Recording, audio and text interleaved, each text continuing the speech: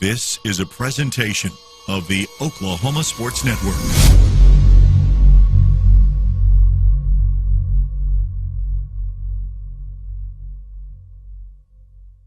Any other use of this telecast or any pictures, descriptions, or accounts of the game without the Oklahoma Sports Network's consent is prohibited. It may not be reproduced or retransmitted in any form, and the accounts and descriptions of this game may not be used without express written consent.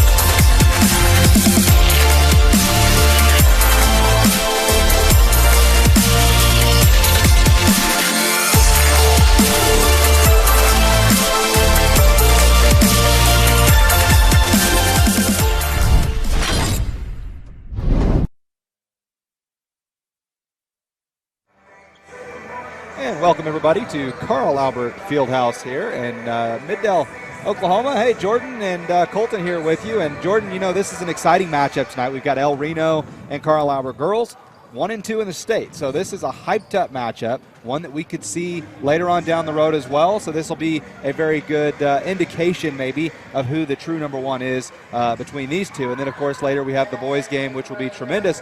But Jordan, you know, you have seen both these two teams play. You've watched them quite a bit. Tell me we'll start with El Reno. Tell me a little bit about them, what they do well and what they will have to do well tonight in order to pick up a victory over Carl Albert. All right, well, first you see the rankings. To confirm, that's girls 5A West, and yes, it is 1 versus 2. The brackets are already out, but that doesn't take away from the fact that this is a big game with both teams really motivated to show what they can do. Now let's talk about El Reno girls. I think the main thing for them is they have a size advantage, and they got 2 different players they can throw out there. And I remember when we covered Del City, El Reno a couple years ago, and the girls had a center named for El Reno named Paige Primo. I can't forget that name. That was such a great name. Well, she's a backup now, but it's not because she's not effective or doesn't play well, but they have another center, Pauline Black-Harmon, who I think is a tremendous talent, and that's where they'll have an advantage against Carl Albert. So that's what I'm looking forward to see if El Reno can take advantage of that matchup. Yeah, and you talk about that. That is one thing that kind of sticks out to me when I look at their roster is there is a good number of height, a couple 5'10s on the team. How does Carl Albert defend that? You know, they are a little bit smaller, but one thing that Carl Albert can do is they can shoot lights out. Yeah, and they'll be without one of their best shooters in Kennedy Kofer, who's out with an injury. They hope to have her back next week, but they do still have Cameron Sutton. And then Ariana Diaz and Asia Poole is a great guard combination. And so we'll talk more about Asia Poole as we get closer to this game.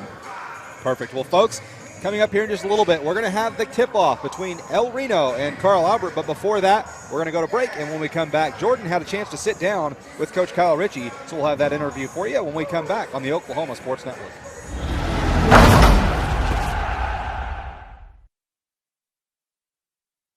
At F&B Community Bank, our team's #1 goal is serving our customers. From our low auto rate starting at 2.99% APR. To our free small business checking account, you can score big at FNB. You can even earn cash back when using your FNB debit card. So there's no need to play hardball. Because at FNB, you're the real MVP. Let our team serve you.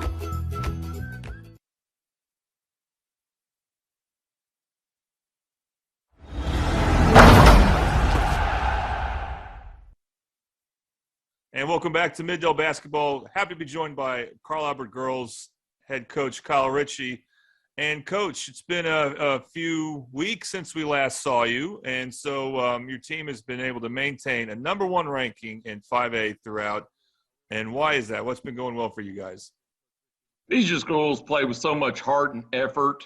They find ways to win. And you know, sometimes we might not be playing our best basketball, but they get it done at the end, and they play as a team. They don't care, hey, one person might not be having their best night. somebody else picks up, and that's where our balance, and really our balance is a huge key to our success. So one of the things that took place since, again, we last did one of your games was, I believe it was Asia Poole cracked the 1,000-point mark. What can you say about her career? I know it's not senior night yet, but let's talk about this senior and the career she's had at Carl Albert. 4-year starter, just obviously I'm gonna bring up Mariah too, but those two, I threw them both in as freshmen and said, hey, let's go. And Asia, the 1,000-point. Everybody looks at her scoring, but she won Defensive Player of the Year last year in our conference. And to be honest, I'd be floored if she didn't win it again. And her defense leads into obviously to her offense, but her defense leads into a lot of things that we do as well as a team. And so, when you say, gee, senior night's coming up, kind of doesn't make me, it doesn't make me real happy, but I'm really happy for her. She signed with Seminole State the other day. And so selfishly, she's going to be close to home, so I'm going to get to go watch her play. And so a great career. She's come so far since she was a freshman. As a leader, on the court, off the court, it just doesn't have to come from the coaches. Well, of course, senior night will be next week, I assume, against Del City. And yes. That'll also be on the Oklahoma Sports Network. But that won't be your last home games, of course, because you get to host a regional again. As now a number 1 overall seed. What's the feeling like being the number 1 overall seed in the West? I try to tell the girls, yes, they've earned the number 1 seed. The West is, I'm going to use the word brutal. It is very, very tough this year. So being the number 1 doesn't guarantee anything. Yes, we're going to get to host hopefully 2 games. We're not going to look past Altus. Right. You've seen a 16-upset number 1 in March Madness. So we're going to take it 1 game at a time. And now is it nice that they have to travel to our place? 100%. And then hopefully if we get by that, whoever wins in that second game, they have to travel as well to our place. And we've been pretty good on our home court. Yeah, and now your home court really gets tested again. So, again, last time you were on the Oklahoma Sports Network, you played I think was the number 4 ranked team in 5A overall when they had overall rankings for 5A in Midwest City. And now you're playing the 2 seed, El Reno. And so, there's not seeding on the line, but what's the significance of this game against it's a 1 versus 2 matchup. But how would you describe the significance here? It's big. Jen does a great job at El Reno. But in the sense of bigger than the others, I'm really, we've just really not looked at it that way. It's another opponent on our schedule. They're really good. I mean, obviously, our conference is really good, and so we're going to go from there, and we're going to do the best we can and see what happens. Sure, that is a team that obviously they're in the West. Wouldn't want to see them again till state tournament, but you never know how things pan out. Like I said, from the seeding part, you could use the word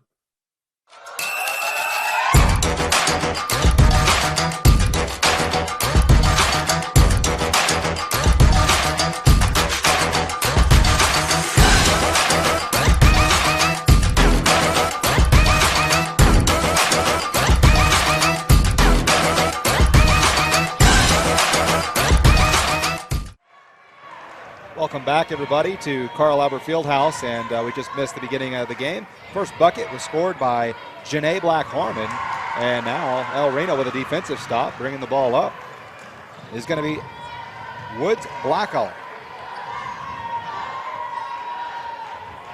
She's being covered by Celaya Landon. Now she passes it down low where it's eventually tipped, but now picked right back up by Pauline Black-Harmon, who's wearing number 20 tonight. She's normally number 21. They switched that right before the game. And we've got a whistle and a traveling violation called on Miss Landon.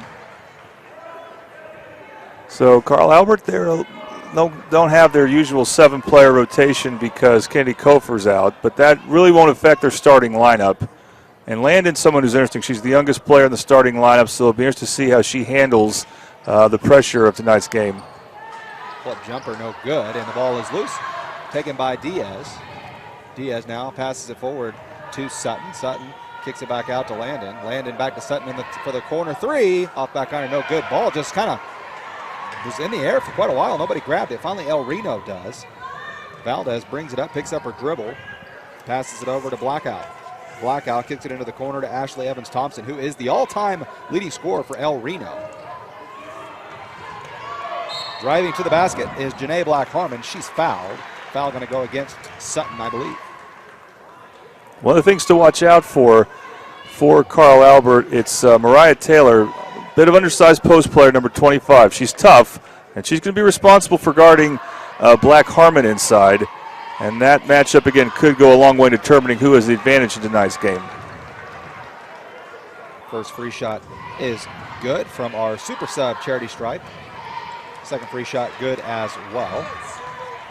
This first quarter is also brought to you by Super Sub, and Super Sub is located at 2150 South Douglas in Midwest City. They are the best sub in Oklahoma City.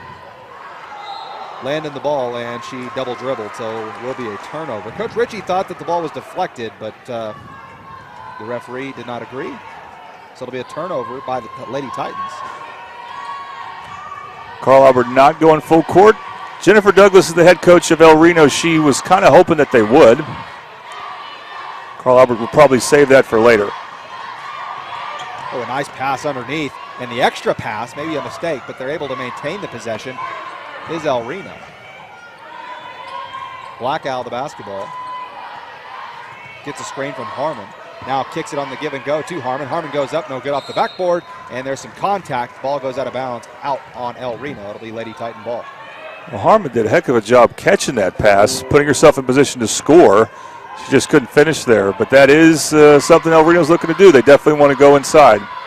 Taylor going to shoot the jumper just inside the three-point line around the rim, and it drops. And the Lady Titans are on the board. That's a good shot and a good start from Taylor. That could be a big equalizer for Carl Albert if Taylor can hit some of those shots, because she normally doesn't look for those.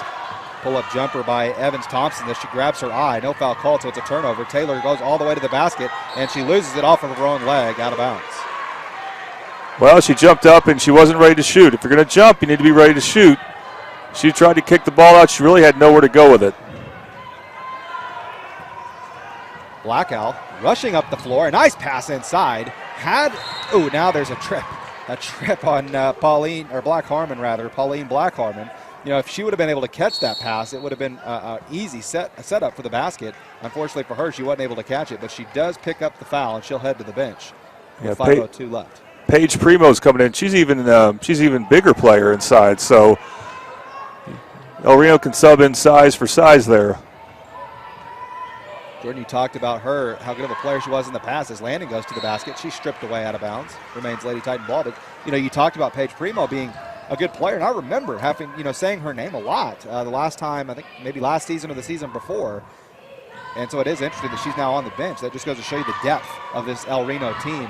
As Sutton has the ball, sends it into the top of the key to Landon. Landon now going to send it over to Ariana Diaz. She shoots the three, no good. Ball out of bounds. It's just a matter of time before Carl Albert starts to consistently get into an outside rhythm here, because they're a very guard-oriented team. But they will share the wealth as well. They don't just rely on one player. Even though Asia Poole, their starting point guard, collected her 1,000th point last week. A remarkable career she's had. She's going to Seminole State at the next level. To the basket goes Diaz, kicks it into the corner to Sutton. Sutton, a really good shooter from three. She's 0 for 2 tonight, though, as that one was short. Rebound fought for. Now it's loose. Landon has it. Landon inside, stripped and fouled as she was going up for the shot. She'll go to the line to shoot two. Second effort, second opportunity. Now, if I was Coach Douglas from El Reno, I'd be disappointed in the hands from that their players are showing. They're not being clean with the basketball, and that was mostly an unforced turnover that's going to lead to free throws for Carl Albert. Landon just misses the first free shot off the back of the iron. So far, Carl Albert is on a slow shooting start to this ball game. We expect that to change as the second free shot is good from the super sub Charity Stripe. Now she missed both. Yeah, she missed them both. And, all the way to the basket went Woods Blackowl. And, she has done that a couple times. She missed that one pretty badly. Dia is going to try and go coast to coast. She tried to pass it underneath, was looking for Asha Moore, and it went out of bounds. Another turnover. And so far, both these teams with some bad shots and a lot of turnovers in the early going. Both of them still feeling each other out, maybe. Yeah, this is their third game this week for both teams, as they had makeup games on Monday. Another turnover. Sutton was able to get it. She kicked it over to Poole. Poole brings it in. Kicks it to Moore. Moore into the corner to Diaz. Diaz going to shoot the three off back iron. No, Landon, who is working hard underneath, loses the basketball. It goes out of bounds. They'll maintain possession, but her effort is getting them some extra opportunities, and that's big because she's one of the smaller players on the floor. And she just has a nose for where the ball's going. To the top of the key. Poole has it. Kicks it over to Landon. Right back to Poole. They'd love to give Sutton another good look, try and get her to see one go down. Maybe this one will. Off back iron, no. Landon again fighting for the rebound and some contact, and a foul going to be called on El Reno. That's the third time tonight, Jordan, already that we've talked about how Landon is getting in there and just scrapping for the ball. Yeah, in this case, it's just for El Reno rebounding in a 2-3 zone. And sometimes when you don't box out anyone, you're not in position there. They are in this case. The cold streak continues as Asa Poole misses the three-point shot.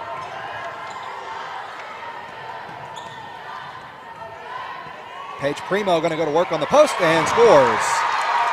And Coach Douglas said Primo's got very good post moves, and she showed it right there. Nice block. Poole, and she was blocked, yes. A clean block at that. Here comes Ashley Evans-Thompson all the way to the basket. Too strong. And looks like over the back foul. Is that what they called? An offensive foul. It's kind of a late charge there, but they did call a charge. So that's 14 fouls on El Reno. 2:50 left in the first quarter. 6-2 our score. El Reno on top. See, Carl Albert's a really good passing team, and especially against the zone, they will get good looks. It's just a matter of making sure they take the right one. And maybe it's not a three in this case. Kind of a wild shot there. I spoke too soon. Yeah. Not a great passing possession at all there. Nice take to the basket. Woods Blackowl scores. Landon to Sutton. Sutton going to shoot the jumper. It was blocked out of bounds. And right now, El Reno is feeling really good about themselves. They're playing well on both ends. And Carl Albert just not finding any kind of rhythm offensively. And I think that's transitioning on the defensive end. Do you think, Jordan? Yeah, absolutely. El Reno, they're a very seasoned team. They made the Final Four last year.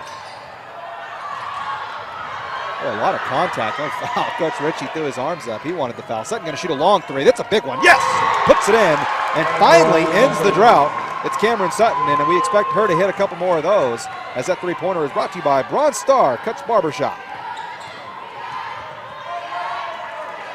She can get on fire. Cameron Sutton is a tremendous shooter, and she's a zone buster once she gets going.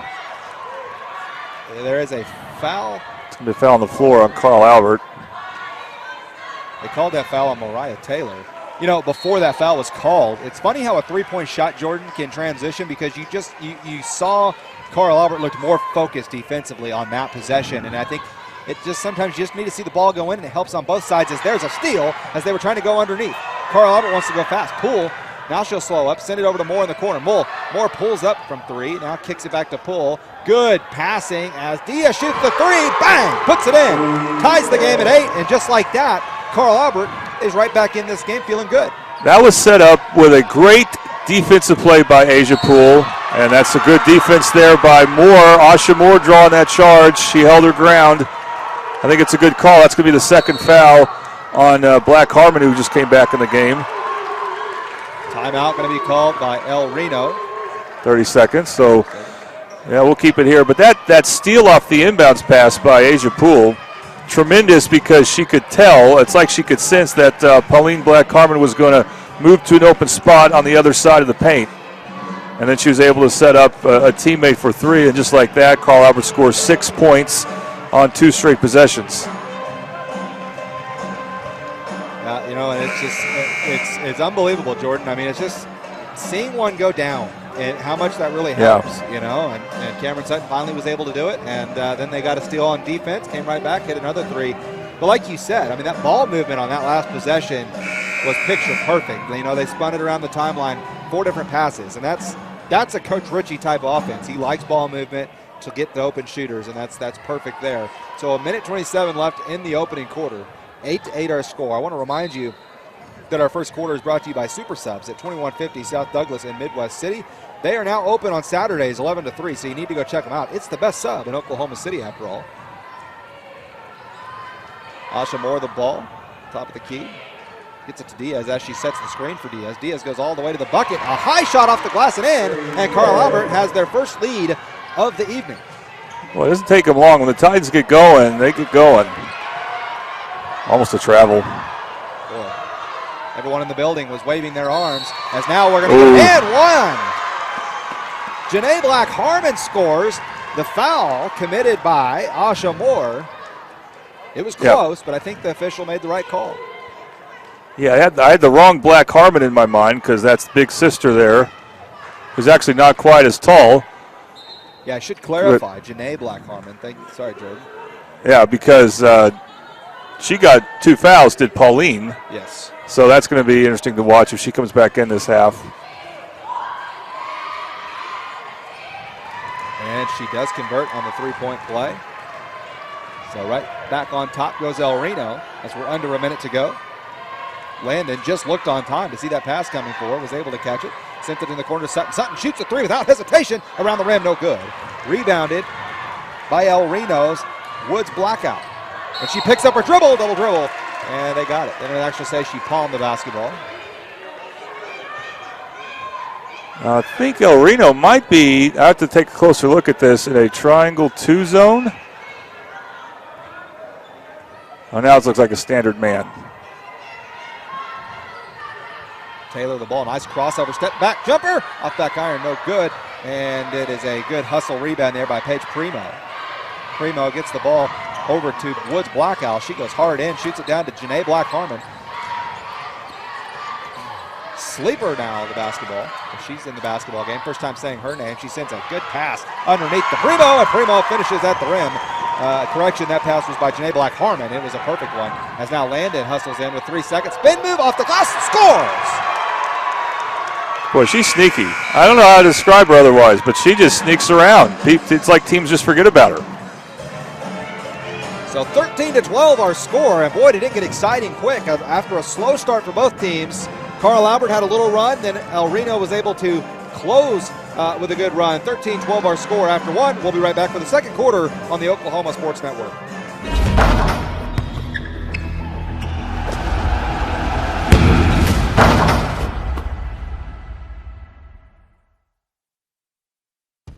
Coast Technology Group is your full IT managed service provider, utilizing simple, reliable technology for your home and business. Remote monitoring and management, network infrastructure, and cybersecurity, all with 24/7, 365-day live support.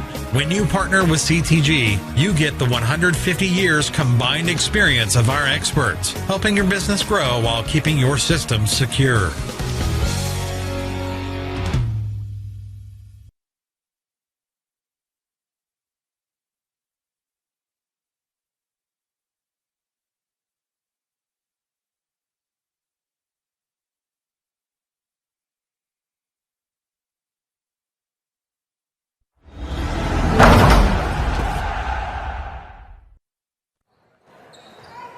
Welcome back to the Oklahoma Sports Network's Mid-Del game of the week here. We've got Carl Albert and El Reno, the girls, on the opening quarter here, the opening second quarter rather. As Sutton gets the steal. Carl Albert trailing by 1, 13-12. Sutton dribbling in, now she'll slow in, pull back out, and kicks the ball over to Diaz, and they'll reset. Taylor gets the ball to Landon.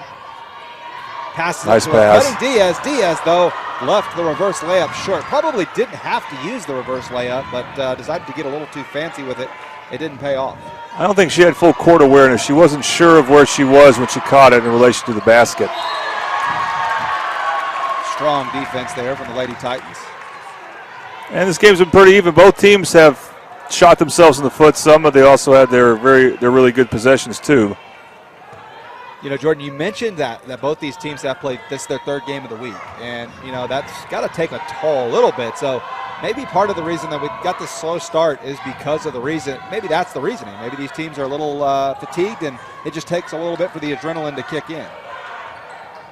Landon the ball at the top of the key, kicks it over to 25, which we've got as Mariah Taylor. Sutton going to shoot the three. She did hesitate at first, then she leaves it short.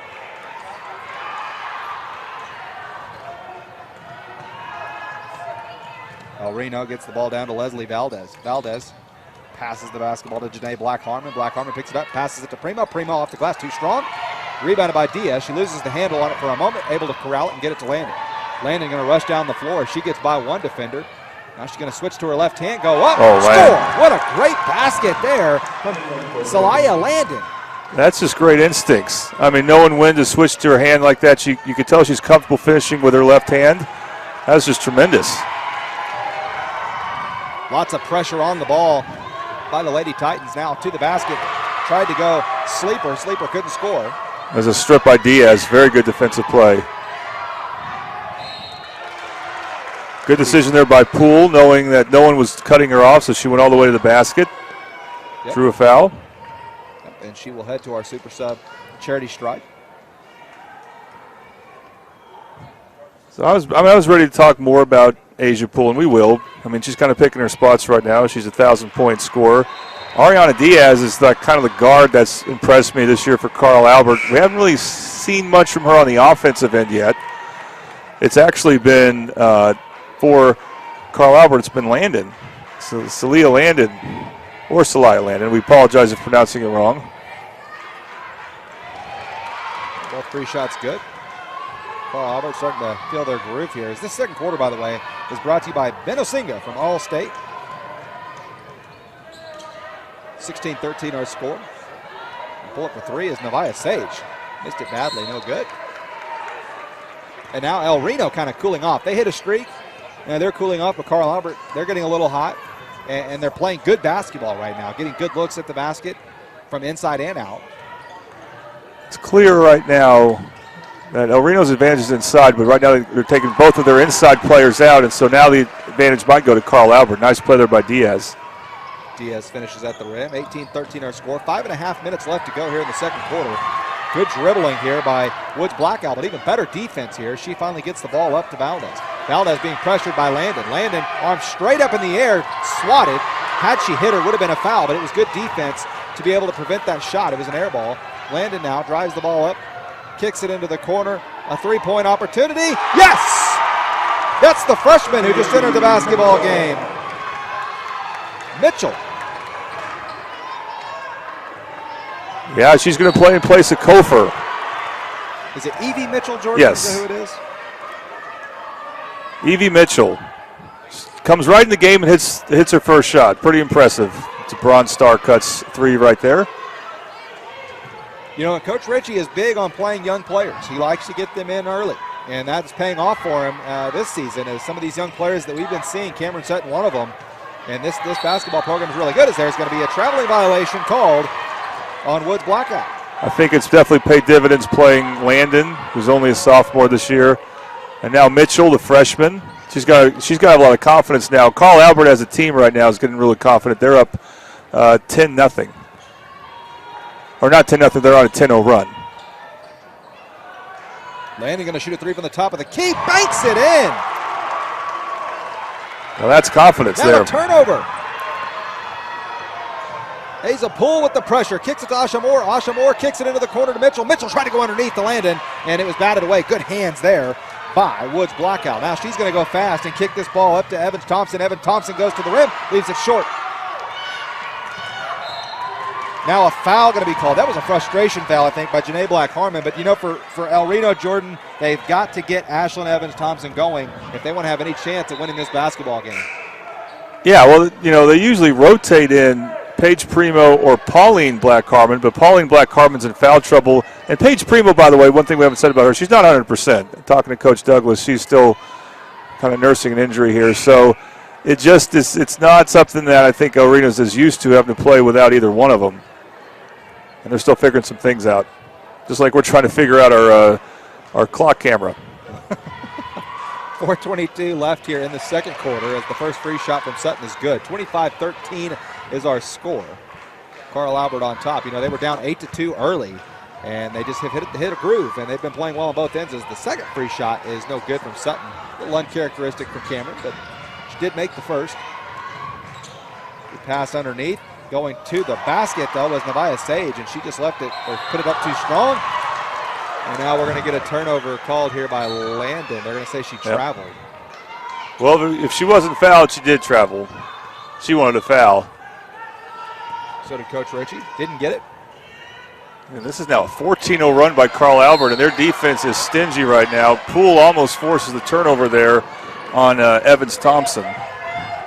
One of the senior guards for El Reno who needs to really look for a shot, like she's right there. And then she drew a foul. That's on the floor, but still, that'll start to add up for Carl Albert.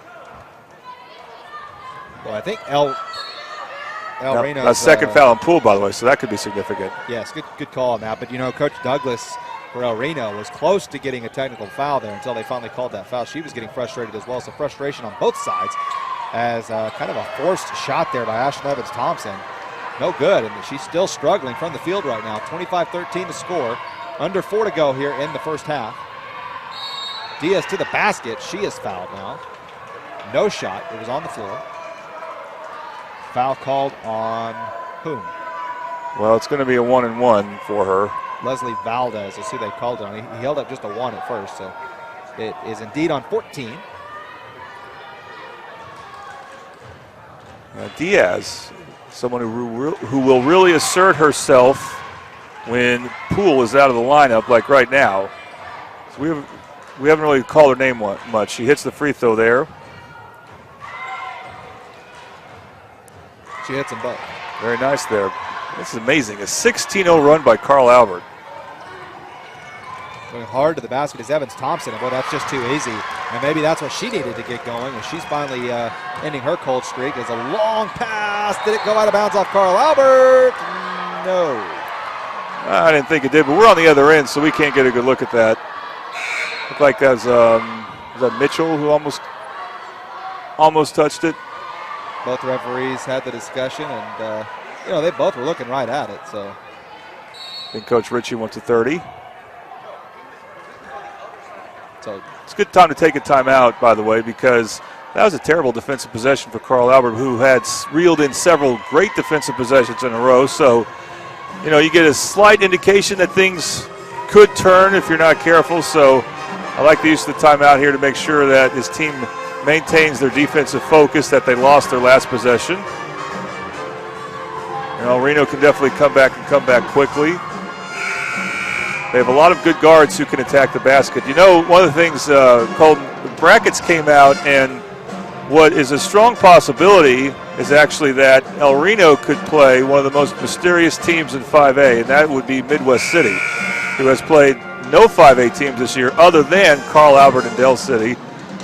So there's not a whole lot of common opponents there. Well, I take that back. I think Midwest City also played Lawton MacArthur in the tournament. But that would be an amazing area matchup if that happens. indeed it would, as Taylor has the basketball at the top. Off to Diaz. Nice ball handling, gets the ball to Landon. Good defense from El Reno as there's a little bit of contact, no call. Shot was missed by Landon, rebounded and passed up ahead.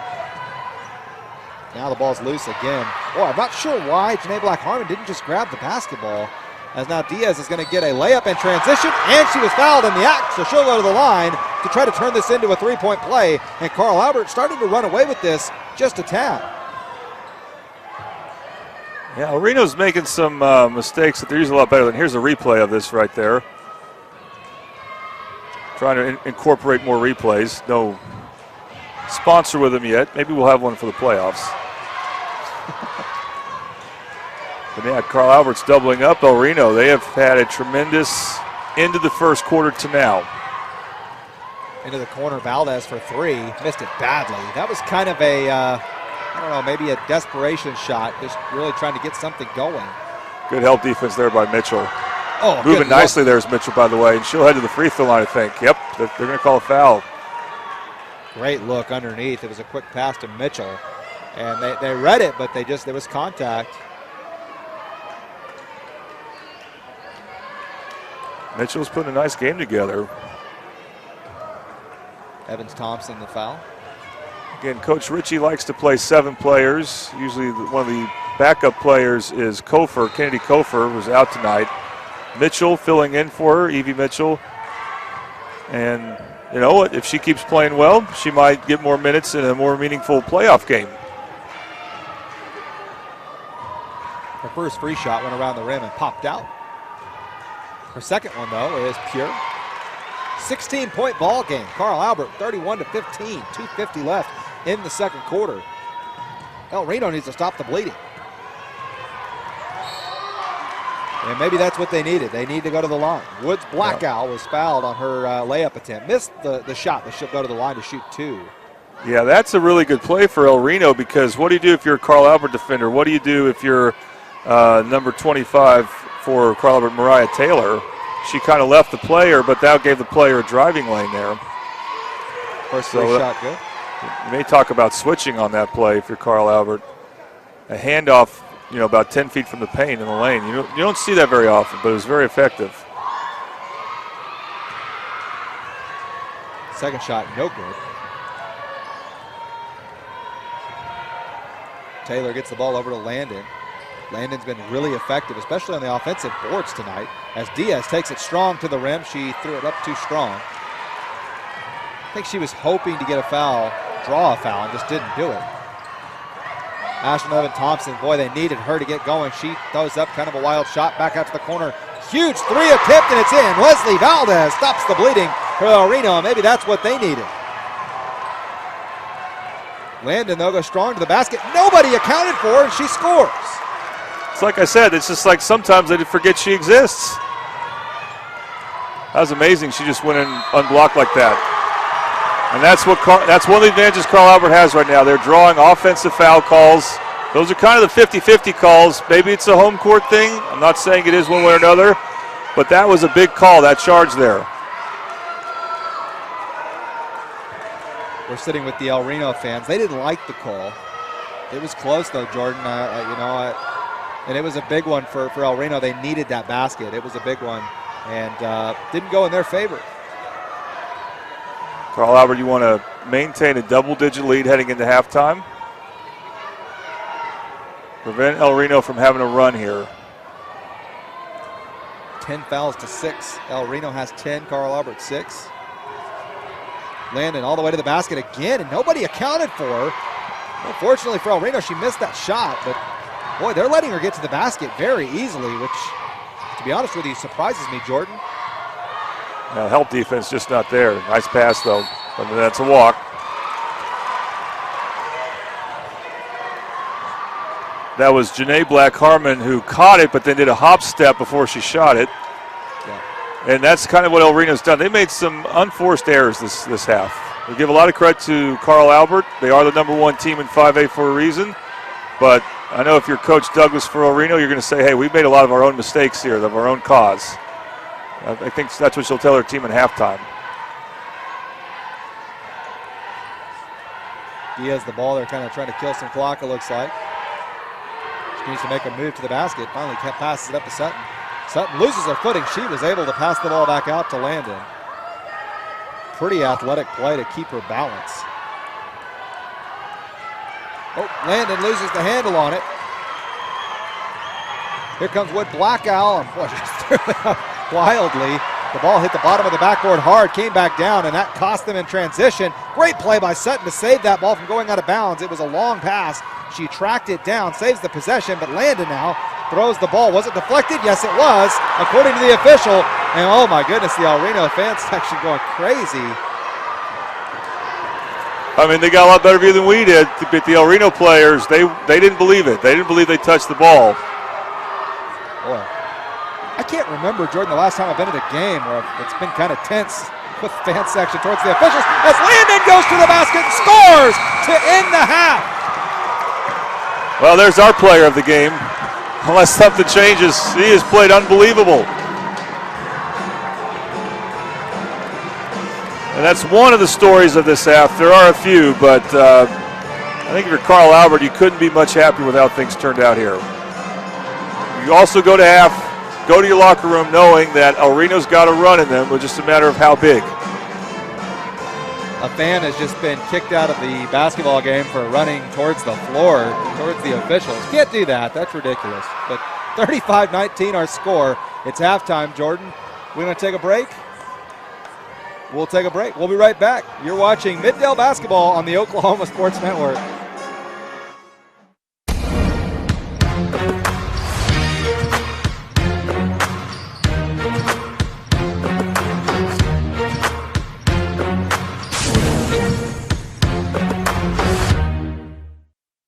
We come from different backgrounds, with diverse interests and unique learning styles. Finding classes that fit your individual needs isn't a challenge at Cameron University. A small campus and dedicated faculty ensures there's always someone close by to guide you on your journey. Your success is our success. Your education is our mission. At Cameron University, you're not a number, you're part of the family.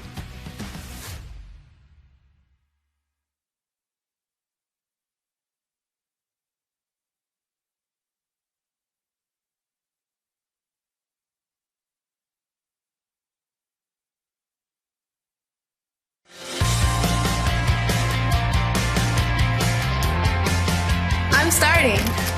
Moving in. All right, everybody get in real quick. You just hold it like this, and you don't need to flash. Learning with VR. Finals, baby! You know I got this! I got an A! Nailed it! We did it! Rose State College. Going somewhere starts here. Here's our target. We'll shoot an azimuth at all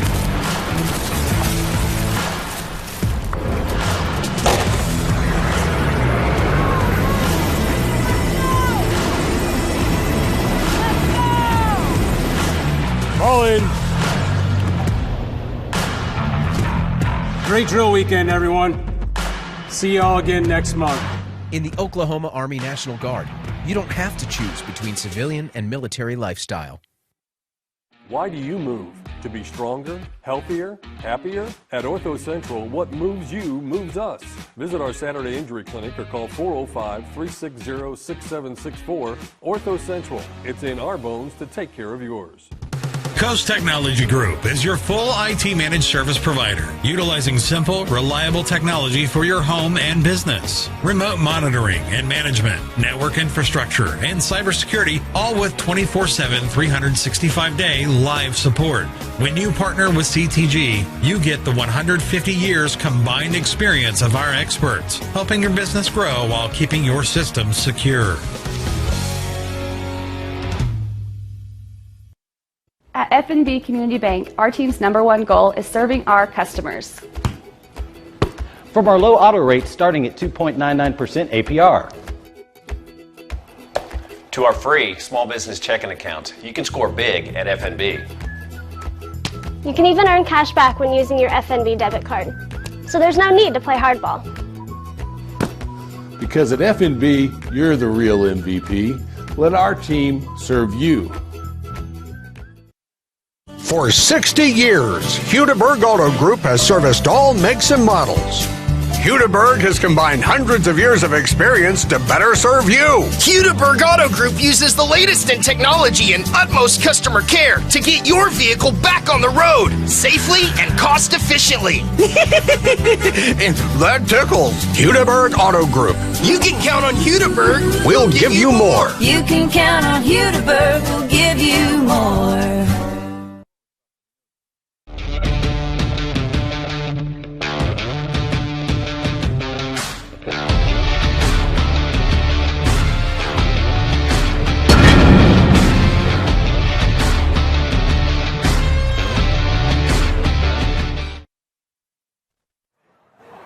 Welcome back to the Oklahoma Sports Network. Live from Carl Albert Fieldhouse here. It's halftime in the girls' game, this 1-versus-2 matchup that we were so excited about, Jordan. And, you know, it started out slow for Carl Albert, but the Lady Titans really kicked it into gear, and now they're leading this game 35-19. And you know, Coach Ritchie, he is not a extremely animated coach, right? But going into the break, he was extremely pumped up. Yeah, I think for the most part, he had to like the way that his team hustled and forced a lot of turnovers because of hustle plays. That leads to a lot of layups on the other end.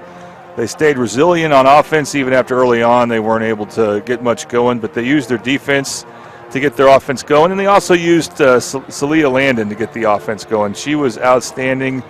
She's only a sophomore, and so just the way she was able to attack the basket, get all the way to the paint, into the teeth of the El Reno defense. El Reno's the taller team, but, Carl Albert, what they do to teams is they just get them spaced out. They're such a good spacing team, and that opens up holes for their shorter guards. They don't have tall guards, but their guards are very effective. Yeah, and you just mentioned that Celia Landon, how good she has been, and it's been like surprising plays, right? Like it's been like plays on the offensive glass where, it's been a big deal because those second effort plays is what kept them in this game early when they weren't shooting the basketball well, and then her doing that is what maybe helped this scoring go. And early Carl Albert didn't have a great, defensively they didn't look totally focused, right? They weren't dialed in. They hit a couple shots defensively. All of a sudden that changed. They became dialed in. It's almost like you said. You talked about them playing 3 games this week. Maybe just a little flat to start the game. Just need to get the adrenaline pumping and get hot.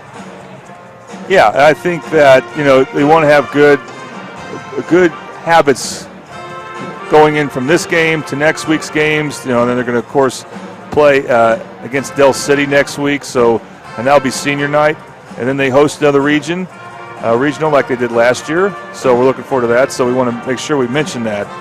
Next week, Del City at Carl Albert, girls then boys at 6 p.m. And here's the thing about Carl Albert girls. Let's first remind people of, even though they're up 16, this is actually, a big game on the schedule here, as El Reno is ranked 3rd in the 5A West girls, and there's Midwest City right there. Del City, a 5 seed. They're going to be playing at Lawton MacArthur for the first 2 rounds, hopefully. As for Carl Albert girls, they're a 1 seed here playing Altus, so it looks a good chance. We're not official yet as far as being able to call games, but it looks like the Altus crew will again come up here to do that game. And then Carl Albert had a tough game against Guthrie. That may be a potential second-round matchup that we'll see on Saturday.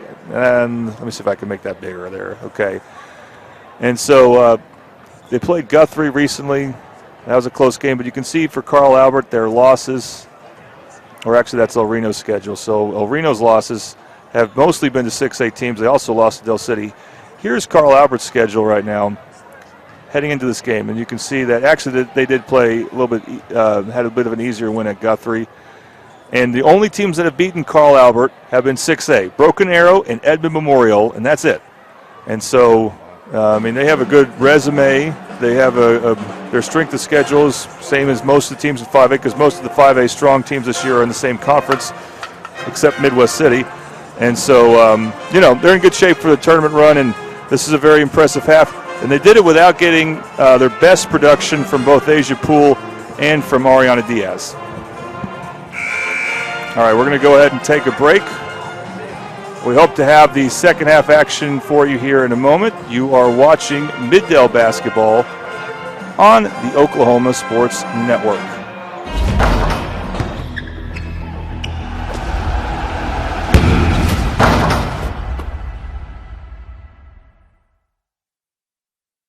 For 60 years, Hudeberg Auto Group has serviced all makes and models. Hudeberg has combined hundreds of years of experience to better serve you. Hudeberg Auto Group uses the latest in technology and utmost customer care to get your vehicle back on the road safely and cost efficiently. That tickles. Hudeberg Auto Group. You can count on Hudeberg. We'll give you more. You can count on Hudeberg. We'll give you more. At F&B Community Bank, our team's #1 goal is serving our customers. From our low auto rates starting at 2.99% APR. To our free small business checking account, you can score big at FNB. You can even earn cash back when using your FNB debit card. so there's no need to play hardball. Because at FNB, you're the real MVP. Let our team serve you. Coast Technology Group is your full IT managed service provider, utilizing simple, reliable technology for your home and business. Remote monitoring and management, network infrastructure, and cybersecurity, all with 24/7, 365-day live support. When you partner with CTG, you get the 150 years combined experience of our experts, helping your business grow while keeping your systems secure.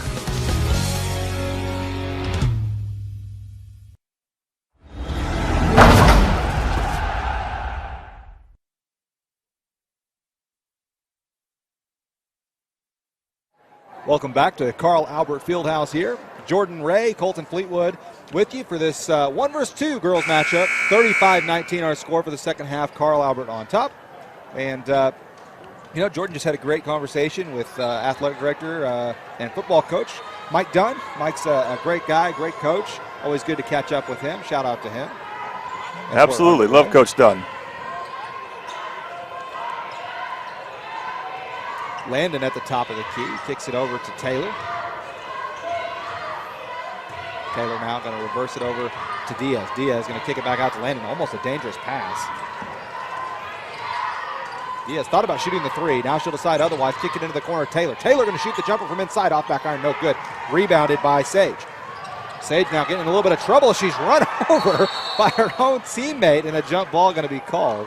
She was run over from behind by Pauline Black-Harmon, who's back into the game. She got in foul trouble early on. She's back in, and they really need her to get going, as well as whom she's still on the bench. But Ashlyn Evans-Thompson, both of them need to get going for them to have any chance of getting back into this.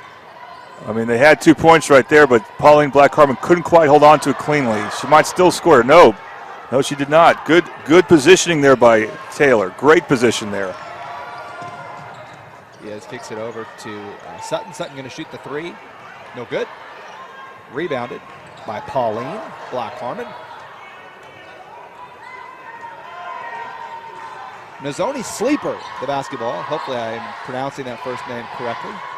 She is being hounded defensively as now she gets stolen from behind. Diaz now going to get an easy layup on the break and score. 37-19 the score now. That's what Diaz can do and do well. Picks her spots. Another turnover on El Reno. It's just they're flat. They've been flat from the second quarter on. Carl Albert has a lot to do with it, but I think, again, there's been a combination of that and some unforced errors on the part of the Indians. Carl Albert now, they can put it on here. Sutton going to pull up for the jumper. She's fouled in the act of shooting. She'll go up to shoot two.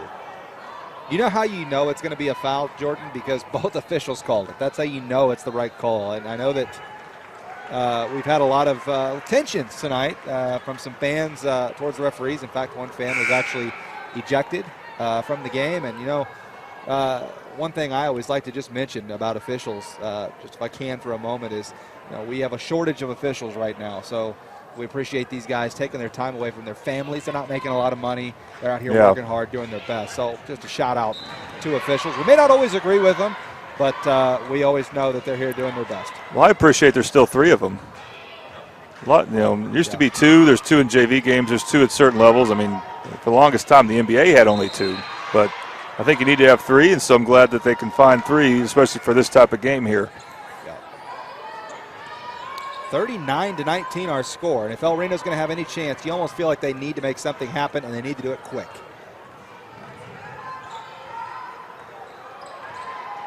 Sage going to try to be the one to do it. She goes to the basket, and shot's no good, but she'll go up, or she was fouled in the act, so she'll go to the line to shoot 2. The Super Sub Charity Stripe. So a couple sponsors to tell you about. First is our Charity Stripe, the Super Sub, 2150 South Douglas in Midwest City. It is the best sub in Oklahoma City, folks. You need to go in and try their Toasted Deli Sub. I'm telling you, it's outstanding. I had it last week. Really, really enjoyed it. And also, folks, need to tell you about our quarter sponsor. The third quarter is brought to you by Triple Elite, your one-stop shop for screen printing, uniforms, embroidery, banners, and 5709 Southeast 74th. You need to go check out Triple Elite.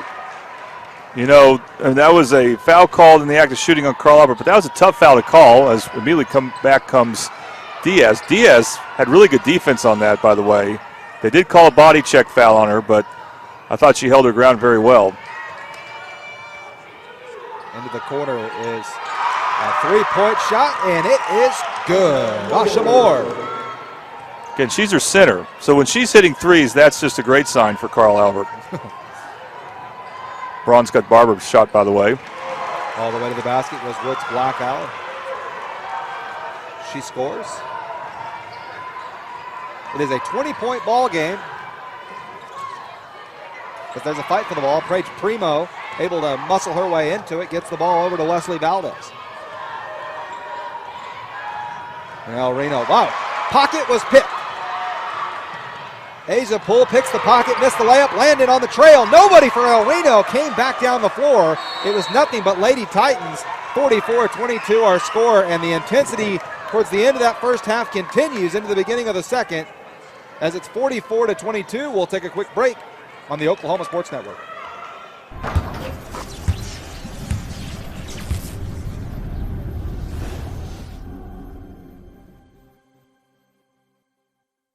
Why do you move?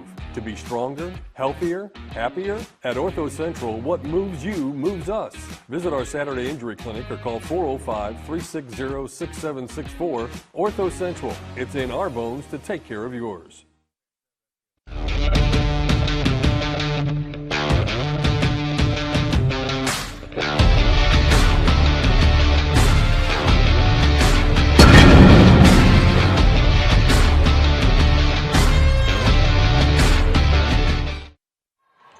Welcome back to the Oklahoma Sports Network from Carl Albert Fieldhouse here as the Lady Titans are taking care of business as of now, up by 22 with 5:17 in the third. And Jordan, I know you've got to be impressed with Coach Ritchie's girls here. Well, I believe it was Woods Blackout who got her pocket picked by Poole, as we see Primo score. But I'll tell you this, Asia Poole is one of the only players in 5A who could do that, who could steal it from her. That's how good that El Reno guard is. But it also shows you just how good Carl Albert's playing right now. Sutton the ball, and she sends it over. That's one thing, Carl Albert, early they weren't taking care of the basketball. Now they're taking care of the basketball. Numerous girls on offense are touching it as Diaz went to the rim. She got stuffed.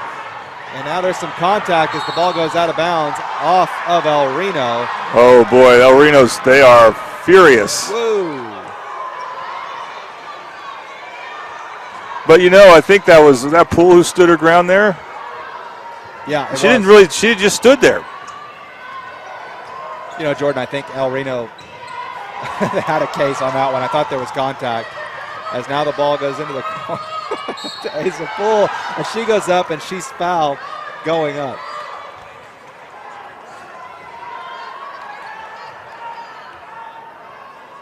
See the contact there? Trying to get this replay thing going, Colton. I got a lot to learn about doing that part of it. But that's okay. I can wear many hats. First free shot barely grazed the front of the rim. Asa Poole.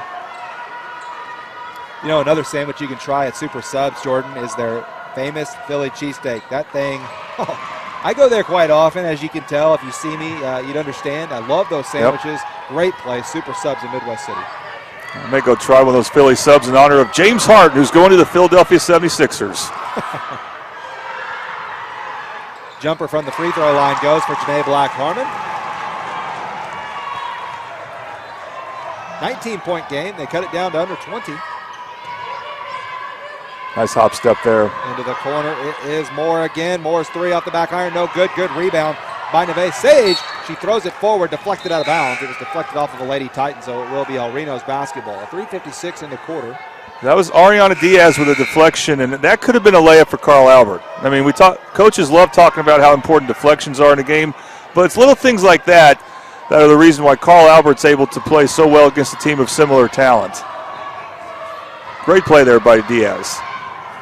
Another great play by Diaz. Another steal. Diaz here going to probably slow up as the El Reno did a good job being back on defense. Instead, she'll send it to Sutton, who was trailing. She shoots the three. No good. Good effort. But Diaz play. Is all over the place right now. Yeah, all over the place, working hard. That ball did go out of bounds. She threw it, trying to save it. Unfortunately, nobody in that area for her. It'll be El Reno basketball. And El Reno here, this is an opportunity for them. You know, Jordan, if they can score on this possession, whether it be 2 or 3. You keep cutting into that lead. You know, I always tell people, how do you eat a 72-ounce steak? You just do it one bite at a time, and that's what they've got to do to get back in this basketball game. Well, I assume you saw the game I called Putnam City North and Midwest City. Boys, you saw it, right, Colton, didn't you? Say it again, sorry. I assume, crowd got a little loud there. I assume you saw the Midwest City Putnam City North game I called, boys game? Yes, of course. Yeah, it's 18-point lead for Putnam City North. Yeah. In the third quarter, Midwest City ended up winning by 4. Nice drive there by Landon. And a lot of contact there. Mitchell shoots the first one, gets her own miss on the second one. Off the backboard, scores on the follow-up. That's a freshman, folks. 21-point game. I like the way she knew to use the backboard at that angle. That could be a lost art sometimes. Reagan Bujaj in the game now. A 3-point one. This was a huge one. No good.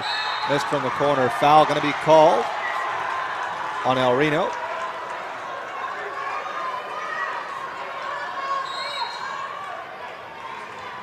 Well, Reno, since early in the game, they have just not been able to establish any type of inside game. Carl Albert is just, it's like they just trick them on defense with the different things they do. And, of course, their starting center, Pauline Black-Harmon, got in foul trouble and has never been the same since she's gotten her second foul, even when she's been back in the game.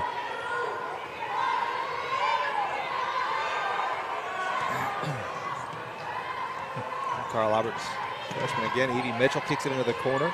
Down here to Poole. Poole, nice move, kicks it back out to Sutton. Sutton has to save it from going out of bounds, and she'll reset by sending it back out to Landon. Right in front of Coach Ritchie. Gets a screen from Moore. Moore was going to the basket. They picked it up. Now she'll go in, and she'll be fouled. Foul going to be called on Ashlyn Evans-Thompson, with which Jordan is... They called offensive. Oh, they called offensive foul. My fault, okay. And that's consistent. That's similar to an offensive foul they called on El Reno first half. So I think the foul calls have mostly been not just from a number standpoint. From a number standpoint, they're close to even. But, I mean, just the way they've been called, I think, has been pretty even this third quarter. There's no doubt Coach Douglas was lobbying for that.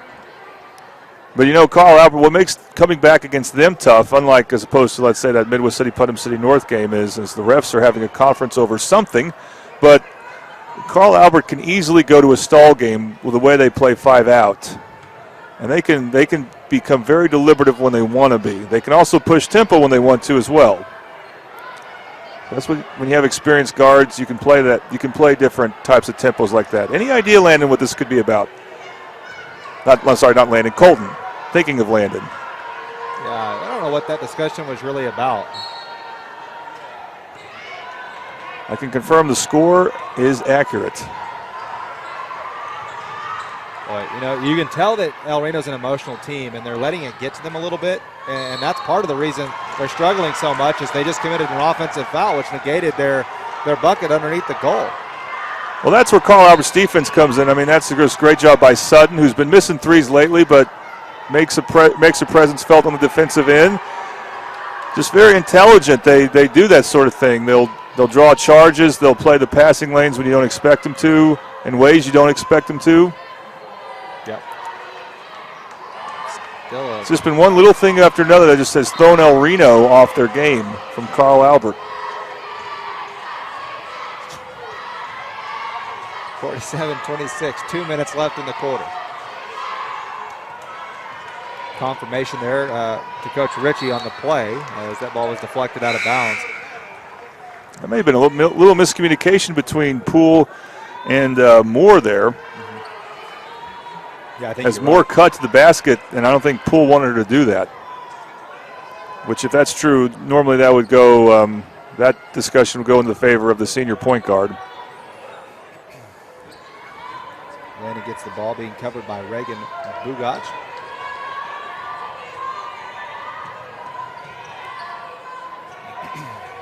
Carl Albert does not need to be in any type of hurry here. No. Taking their time, making sure they get a good look. Diaz thought about shooting the three. Now she'll come in off a screen, go up with the left hand, and she's fouled going up. She'll go to the line. Good job by using her body, going up against slightly taller Janae Black-Harmon. I believe the overall foul total, Jordan, is 15-8, if I'm not mistaken. First free shot good by Diaz. Oh, yeah, definitely. There's no question El Reno feels like they've been shortchanged by the refs, and there's maybe a little bit of a gripe there. Yeah, there's been a couple calls here and there. I don't think it's as bad as they're making it out to be. It never usually is. No, but at the same time, I mean, Coach Douglas is doing her job. Yeah. You got to lobby the officials. And you want to do so without getting a technical if you can, and she hasn't even gotten one yet. You bet. And she's been around plenty. I mean, she got her 100th win a few weeks ago at Del City High School. Without a doubt. Coach Douglas is a good coach, and there's no doubt about that, as there's a nice spin move to the basket. Tried to go up with the left hand. Everything was good, just couldn't finish the shot. It just feels like when they shoot those shots, talking about El Reno, they're trying to catch up all in one possession there, and a little bit too desperate at times. And they're missing shots to probably normally make. You know, I maybe it's just me, but I felt like that three right there was almost like a kill shot there from Sutton, as that shot in exchange was no good. Nice job underneath. Yeah. And boy, El Reno just can't finish. Yeah, I mean, that's not Carl Albert there. That's El Reno missing shots that they normally make. And it's no fluke El Reno's number 2. They have only 3 losses on the year. Just not their game right now. Sutton the three, puts it in, and this game is 51-26 now. It is Carl Albert's game. Foul going to be called on Landon. Well, I'll tell you what, though, that one, out of all the contact we've seen tonight, that was maybe the one that was a little ticky-tack. Yeah, there's also a ticky-tack foul on Diaz, so there has been some on Carl Albert. You bet. But you know, I mean, I did the Carl Albert Midwest City game. That was 1 versus 4 in the rankings. But I came away not super impressed with Carl Albert just because Midwest City had one of their best players hurt in that game and kind of also missed a lot of shots in the paint. I'm super impressed with Carl Albert this game, even though that was a good offensive sequence with a Paige Primo basket for El Reno. But Carl Albert has, since the middle of the first quarter on, has just been an extremely intelligent, poised team. A long three, no good, airballed, unless it was deflected. She definitely had to shoot it there as the clock was running out. That'll do it for our third quarter, folks. Carl Albert, they picked up where they left off at the end of the second quarter. Smooth third quarter, and they are up 51-28. We'll be right back for the fourth quarter on the Oklahoma Sports Network.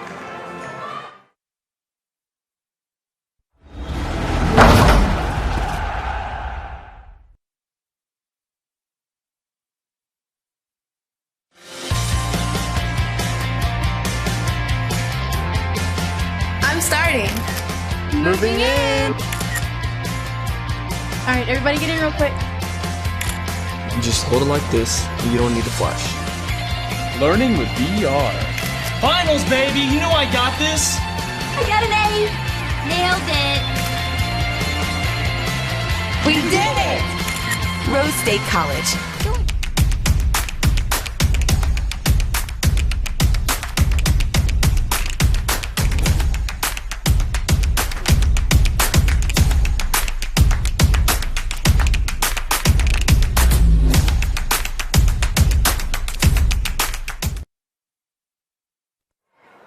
Back live with you on the Oklahoma Sports Network. 51-28 our score. The Lady Titans all on top of El Reno. And, you know, Jordan, this game, I'll be honest, I didn't expect this kind of score. No, me neither. But the way Carl Albert shoots the basketball, you can always beat people. But it's not necessarily the way they've shot. They've shot pretty well. But El Reno has just had no efficiency offensively, really whatsoever. No, I think out of respect for El Reno, we're going to see Carl Albert have even more deliberative possessions, although that was an unforced error there on Cameron Sutton. But they were going to try to have a long possession there, and they can do that again because they have that 5-out offense. Even though they're up 23 points, they don't want to take any chances. I think Coach Ritchie has the utmost respect for El Reno and what they're capable of doing.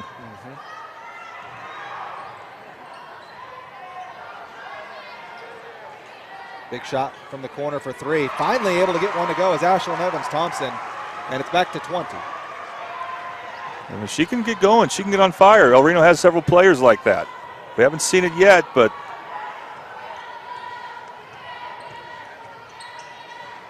The other problem for El Reno, they can't really press Carl Albert, I don't think. They might try to, but Carl Albert's got the guards to handle most presses. Landon going to shoot the three. She hesitated at first. Doesn't matter because she knocks it down. I'm still sticking with her as our player of the game. Not that we have an official player of the game. A late foul called. That was a Bronze Star cut barbershop three there made by Landon.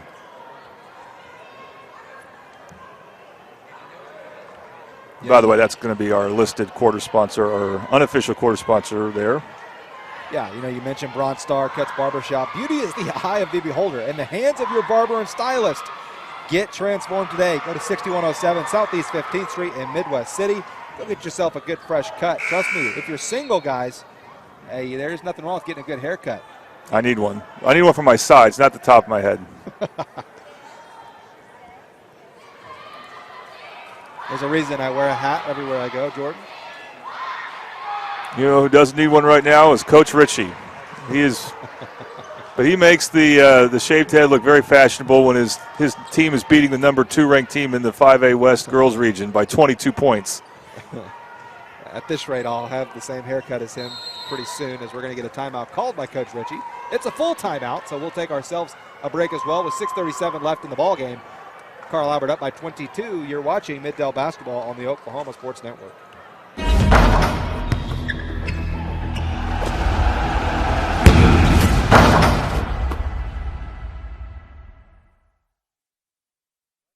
Why do you move? To be stronger, healthier, happier? At Ortho Central, what moves you moves us. Visit our Saturday Injury Clinic or call 405-360-6764. Ortho Central, it's in our bones to take care of yours.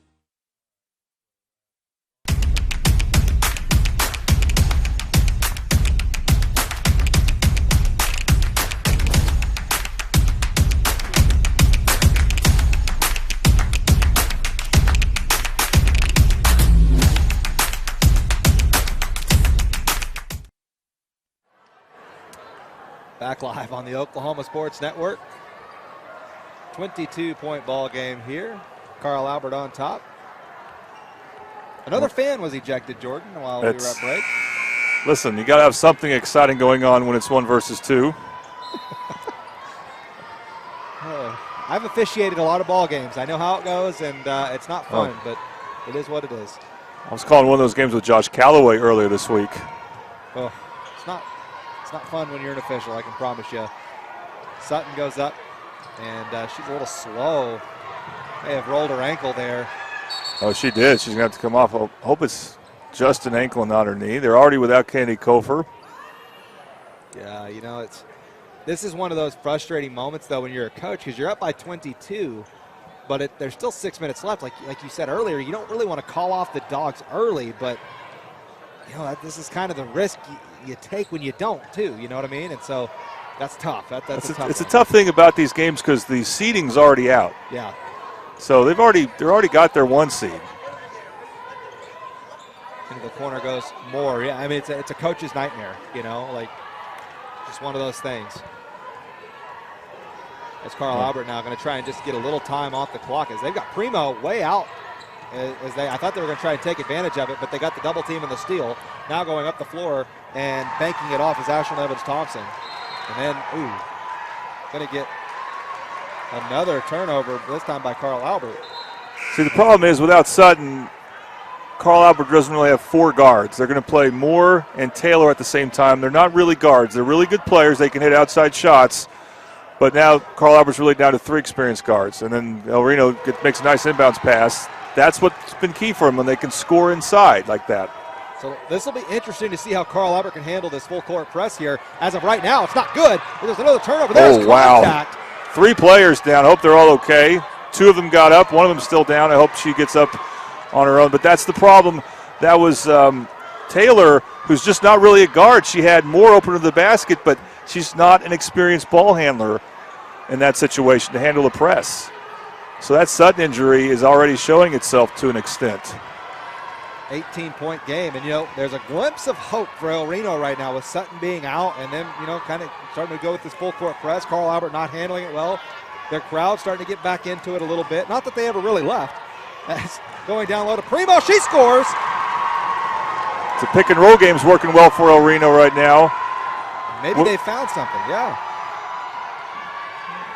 What's interesting is with Coach Ritchie, does he have the confidence to go with that freshman Mitchell, or does he want to stick with these 5? This is an experienced 5 right here, but again, it's not often that they will play Moore and Taylor at the same time. Landon the ball. We're at 4:40 left here. Landon going to go to the basket. Nice sidestep move. Too strong off the back iron. No good. Now there's a race for it. And poked ahead by Ashlyn Evan-Thompson. She's going to go to the basket. Left it short, but she's fouled by Landon. The ball stuck up in between the rim and the backboard. But Ashlyn Evans-Thompson will go to the line to shoot 2 with 4.5 minutes left to go here. 54-38 the score, and El Reno trying to chip away here as we're reaching the later part of the ball game. That was a great play by Evans-Thompson to just bat that ball forward. That's what enables us to get to the free throw line. And they're going to trade out basketballs here. By the way, I mentioned Mitchell. She's about to come in.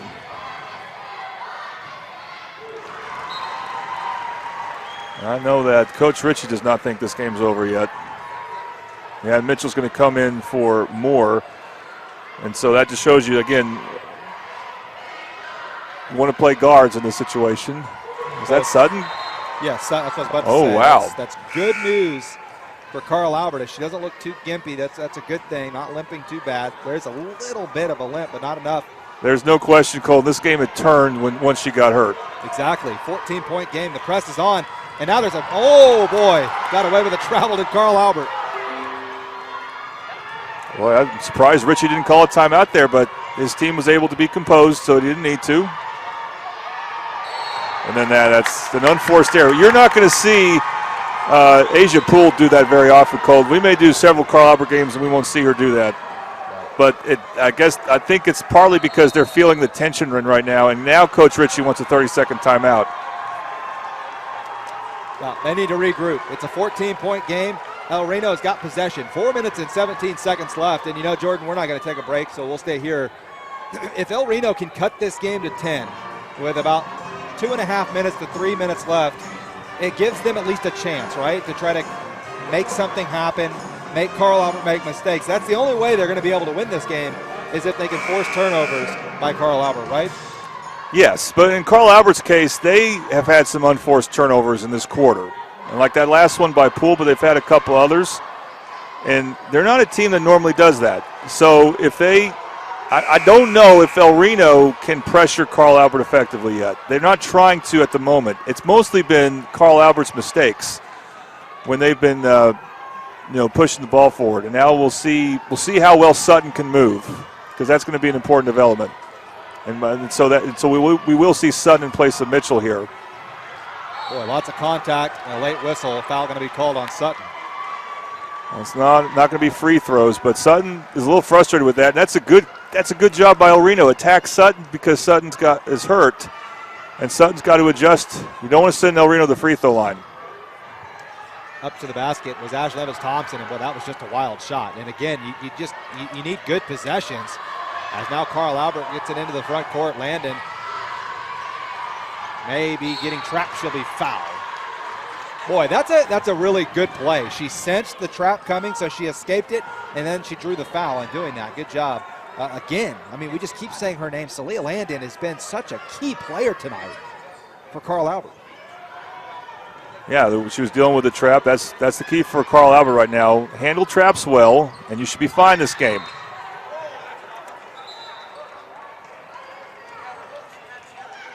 And I could hear it from what's the call?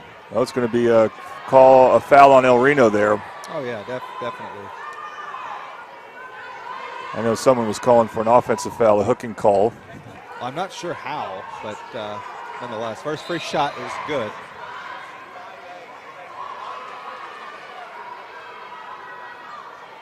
Yeah, Coach Douglas, though, wanted that as well, or wanted something different. There's just, there's you just lose credibility sometimes, Jordan, as a coach. And I can tell you as an official, if you're consistently in baseball arguing with me on balls and strikes, you lose credibility at some point. And You know, and that's been that whether she's right or wrong tonight, you lose credibility with these officials eventually. You can only do so much of it. As now there's a trap in the corner. Ball goes out of bounds. It'll stay with El Reno. 3:42 left. They almost had her trapped. So let's see if El Reno runs a baseline out of bounds play to Pauline Black-Harmon. She's going to seal her player there, defender. Good pass underneath. Ashton Evans-Thompson goes up. She's fouled, so she'll go to the line to shoot two. It's a 16-point game right now. It's a good second option when you can have the 5'9" Ashlyn Evans-Thompson cut to the basket. Every free shot is key for both teams here on the back end of this ball game. First free shot good. You know, she really has struggled tonight scoring, but her free throw shooting has not struggled. She's perfect from the line, if I'm not mistaken. As she's at that super sub charity stripe, folks. Almost missed that one. Now we're seeing a press. Let's see. Let's see if El Reno can pressure Carl Albert. That would be an interesting development here. Boy, I tell you what, Carl Albert is so well coached. I mean, that is how you beat the press. You pass the basketball. You get your length and you spread out and you make good passes and just work your way forward. That's really well done. And I'm not surprised. Coach Ritchie is one of the best in the business, and his team is very, very well coached. Now you go 5 out. Let's see if you can force El Reno to trap. Moore's got to be careful about it. 5 seconds. Boy, close to one. And it left Diaz wide open underneath. She ran the baseline and scored off the glass. I apologize. That was Taylor who made the assist there. Primo was going up, and a good foul. Good foul by Taylor there, not letting her have the easy line. Going to send, it was Pauline Black-Harmon. They'll send her to the free throw line with 3 minutes exactly to go. So what will be interesting to watch is if the free throws are good and El Reno can set up in the press. If Carl Albert beats the press, will El Reno start to half-court trap? Right. They can't let Carl Albert just pass the ball around the perimeter if they have any hope of coming back. Back to 14. Interesting sub by Coach Ritchie, bringing in Moore for Taylor. Oh. Ball's on the ground. That's a mistake by Poole. That's just too much dribbling. You're seeing the trap. You don't want to dribble into the trap. Just try to reverse the ball using your teammates. So that's an indication that maybe you can force some turnovers on Carl Albert. Yeah, it makes you wonder a little bit if El Reno shouldn't have done this a little earlier. They waited till about the 5-minute mark in the fourth quarter to start a full-court press. Well, again, that pick and roll, and fortunate for El Reno, Carl Albert deflected it because that one was a bit overthrown, but their pick and roll on that left side of the floor has been working very well for them. So we see Sleeper in right now. 2:40 left here. Good pass underneath, and a big basket, cuts it to 12. This is the closest El Reno's been in a long time as Pauline Black-Harmon scores. Carl Albert, a risky pass, good catch, like you'd see in football, and now a double dribble though on Sutton as she lost control of it. This has not been a good ball handling quarter for Carl Albert. Sutton was not unsure what to do. She just hesitated. She wanted to do two different things. Sending into the post, almost a triple team, and a forced shot there from Pauline Black-Harmon. She's been the one getting them on the board going here, but that one not a good shot. Yeah, if she made that, El Reno would have done what you said, bring it to 10 with 2 minutes to go. That's a huge stop for Carl Albert because now El Reno can't press. Underneath is Moore, gets her first shot blocked, but gets the second attempt and scores, and that might be the backbreaker. Evans-Thompson picks up her dribble. Now she's in trouble. Then she spins, shoots a three, puts it in. I spoke too soon, Jordan. It happens. Minute 48. I tend to do that. Full timeout called, so we'll take a break. 1:47 left. It's an 11-point game. El Reno charging back. Don't miss any of the action on the Oklahoma Sports Network.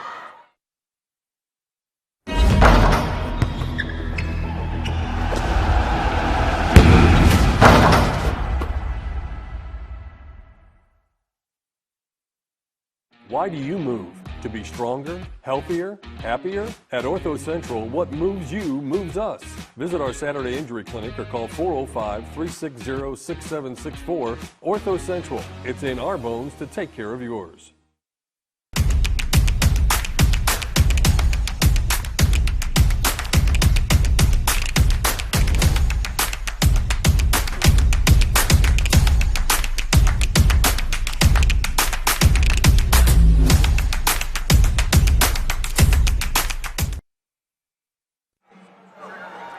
Welcome back to the Oklahoma Sports Network, where Carl Albert led us by as many as 24 points at one point, Jordan. Now only up by 11, a minute 47 left, and this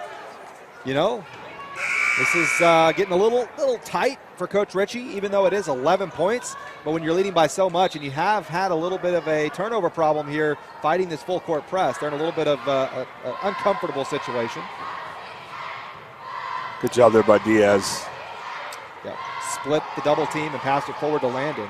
Key, though, is she was decisive as opposed to what Sutton's turnover, where she was not decisive. Right. Minute 30 left and running. Landon being covered closely right around the A and the CA logo. Nice move. Valdez needs to force a 5-second call. Instead, she just leaves her. Yeah, I thought it was getting kind of close to a 5-second call. That's just been the story of the fourth quarter, those type of turnovers. Yeah. And Sutton hasn't been the same since she's come back, and I don't know if it's because of her injury or actually that was Diaz with the turnover there, never mind. But different Carl Albert players have been making those type of turnovers. Evans-Thompson now thought about shooting the three. Now she wants a screen. Now she'll pull up and shoot a three. This is a big one. No good. Good rebound, though, underneath. But the follow-up no good. Now the ball is loose. Picked up by Carl Albert. When does El Reno decide to foul? And they do so now, whether it was intentional or not. 56.2 seconds left. That was risky defense by Carl Albert. They run a ball screen and you leave the three-point shooter open. Up 11. You're better off switching instead of giving a guard an open three like that. Fortunately for Carl Albert, they got the stop.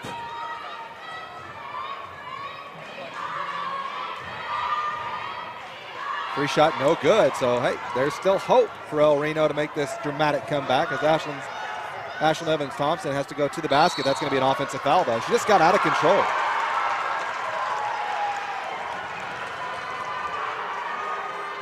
Yeah, let's see. Push that forward some. Yeah, I think the Carl Albert player was set for the entire time. Oh, yeah. I didn't think it was even close, yeah, to be honest with you. Good job by Asha Moore there.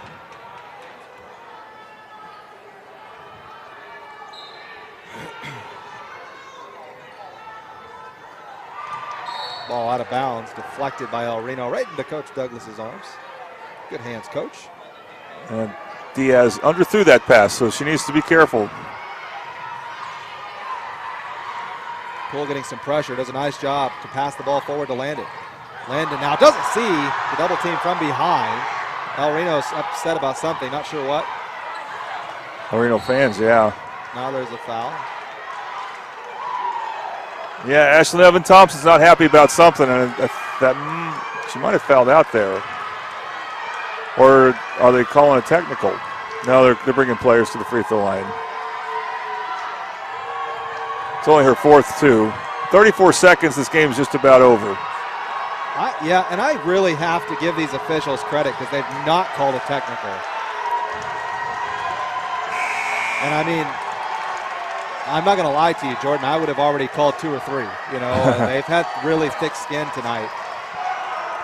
Well, they have had to throw a couple fans out of the game. It's like I said, sometimes the fans, they're more passionate during the girls' games. Yeah, this one has been fun. Thing is, these teams more than likely will not play again until the state tournament. There's a scenario where they could play before that, but it would involve both teams losing a game, not an elimination game, obviously. 30 seconds. We got Coach Ritchie coming up here. They're going to call him kind of a late call, but not a bad call on El Reno. We're going to have I'm going to have an interview with Coach Ritchie after the game, and then Then I will show a recorded interview, that I have with Coach Price, and then the boys' game.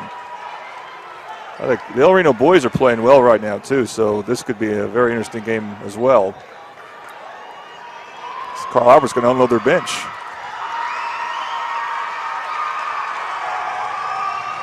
Now we finally get big applause for them. Yeah, that's the positive stuff. Gotta love having some players come in. Kaylee Franklin, one of them out there. Also see Shelby Roosh out there as well. Jemiah Battles in the ball game, and a foul going to be called on El Reno. I think a positive development is for Carl Albert has been how Mitchell, the freshman, has played. I believe Evie is how her name is pronounced.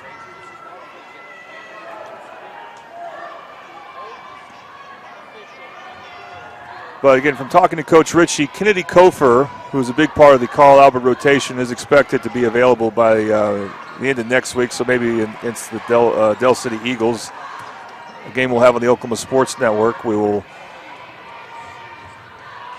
see her in that game.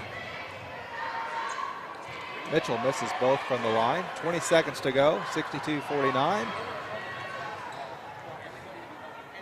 And offensive foul.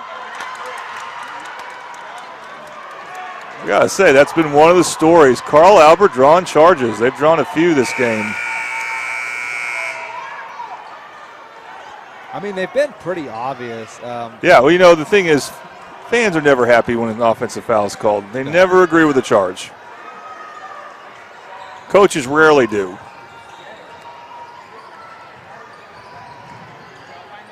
Mitchell gets the ball batted out of bounds. I'll be honest, too. I've sometimes thought, what would the game of basketball be like if you didn't have offensive fouls called? And they are needed. Oh, yeah. But sometimes, as a fan, they're annoying. But I can see why they called these ones. Nice put back there. Good put back, and that should be, that'll do it. 64-49, the final. Carl Albert with a huge win tonight over El Reno. A statement win, if you will. Jordan's going to head down to the floor to interview Coach Kofer. Or, I'm sorry, to interview Coach Ritchie. And, you know, Carl Albert has played so well tonight and has done so without Kennedy Kofer, which is the point I was actually going to make. She is one of their better shooters, and she's not played today. And they did this in this fashion without her. It's impressive. Coach Ritchie's fired up. His girls are fired up, as they should be. Big statement win here for the Lady Titans. And, you know, you have to wonder a little bit as Coach Ritchie's heading off the floor. May have forgotten about the interview. We'll have to wait and see. He's fired up. I don't blame him.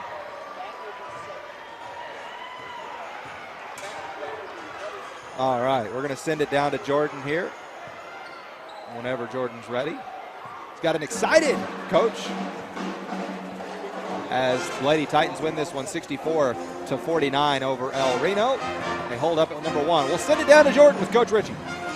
All right, joined by Coach Ritchie. Coach, first let's start with this. The first half played by Celia Landon. This tremendous talk about her play. Hey, she leads our team in minutes this year. I don't even know what to say. There are no words for that girl. She brings it every night. A sophomore that doesn't play like a sophomore. I mean, she played a lot as a freshman, and it's showing. She's a big-time player for us. What was successful about your defense? You drew charges. It seemed like El Reno was just a step slow against your defense for much of the game. Hey, they're a great team. They're a great team. They made the run at the end. I told the girls they would. That was our deal. We're not going to block any shots. We might be the smallest team in the state of Oklahoma. Will you take a charge? I think we took 7 tonight, and they all got up. Man, this is a gutsy group of girls. I wouldn't trade them for anybody. All right, gutsy group, but what are a couple things you want to see them focus on and maybe work out a bit, especially by the time you play Del City and then the playoffs? Hey, what this team does, we said tonight was the biggest game of the season because it was the game that we were playing right now. The next biggest game is Tuesday, and then it's going to be Friday. We really do take it one game at a time here. All right, Coach, congratulations. 1 versus 2, you guys win by double digits. Thank you. Thank you. All right, hey, Colton, just so you know, My interview with Coach Price coming up, and then we got the boys' game. All right, thanks, Jordan. A fired up Coach Ritchie, gotta love it. And like you heard Jordan say, we got an interview coming up here with the Carl Albert boys coach. And so stay with us for that. That's coming up next. Here's the interview with Coach Jay Price. Back to Middale basketball on the Oklahoma Sports Network. Great to be joined by Carl Albert boys coach Jay Price. All right, Coach, we were talking a little bit before I was recording about how even though your team's been winning and winning consistently, especially since we last saw you guys, which was almost 2 months ago, your team's still been up and down a little bit. Describe that a little bit more for us. Then what's a couple things you hope to get better at before you start the playoffs? Yeah, I think just eliminating some of the defensive breakdowns and just handling the ball a little bit better.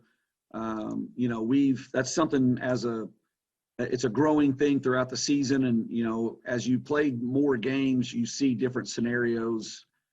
Different teams play you one way or another. And so if you haven't experienced that, then it's a brand new experience, every time. So as we see different zones or different defensive schemes and things like that, just learning how to react to those and doing it in a positive way and not making mistakes in doing that, but, being able to just handle the situation like we should. And some of that it's just experience that we're needing to gather. But, we've played, 20 games now. So, there's not a whole lot more experience out there to be had. It's time, so we need to clean some of that up and just eliminate a few of the defensive breakdowns and some of our ball control errors. But otherwise, we're doing okay. I mean, our kids have learned and gained a lot, and they compete hard and things like that. But those are a couple of things for sure that we need to shore up. So at the beginning of the season, your starters, even though you had a couple of rotation players from last year, they still didn't play a whole lot last year, and so they're kind of an inexperienced group. But you've stuck with that particular group for several games now, so now they've got a lot of experience under their belt. How have any of the players in that starting lineup, how have any of them changed? If you could name off a couple. Yeah, well, particularly I'd start with Jordan England. Jordan was one of our top subs last year, he and Tayshawn James. But, even at that, you think about the number of minutes Jordan got to play late in the year, and it was minimal because of our senior, group that we had last year. So he's a guy that we really put a lot of pressure on. I know you and I talked early in the season about kind of who was our guys, and who we're going to look at, and Jordan was one, and he has really started to take on that role and has done a much better job of learning how to be a leader with the ball in his hands, vocally, a guy we can look to go score and things like that. He's really matured in that area a lot this year. So there's been a great improvement on his part, and which is great because our expectations were very high for him, and he's starting to meet those expectations. So that would be one.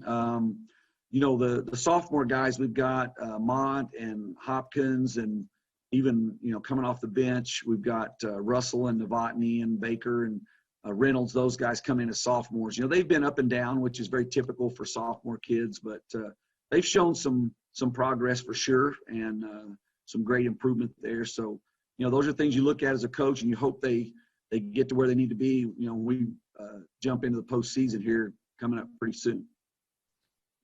So at the time of this recording, they haven't released brackets yet, but that'll be changed by the time this is actually airing on Friday night. But it does appear that you guys are going to host another regional as a 2 seed. What does that mean to keep hosting regional year after year? And then how do you view that accomplishment? Well, we set our expectations there, and even though we graduated everybody, we try to get our kids to understand, what our expectations are, what our standards are, and just to go after that. We haven't been able to host every year, but it has been, for a lot of the years we have been able to, and it's just a great advantage to be able to play 2 more home games, and somebody else has to travel to you. You're at home, you're comfortable, you're in your own locker room, and that kind of thing. So, I think it's a great advantage, and we're thrilled to get to be in that spot. I really didn't expect us to be a number 2 seed necessarily coming into the season, but our kids have put themselves in a position to earn that. And so we're excited to be able to host and looking forward to that. So since the seeding is already going to be figured out by the time you play this game, what is the significance to you of this Reno game, especially since it appears they are a potential second-round matchup for you guys, which would just be a couple weeks later? So what would you describe the meaning of this game? Well, I mean, for one, it's a conference game. We're both in a position where we could still win conference. If we were to beat them, then we've got to get by Shawnee, and then we'd play Del City for the last game.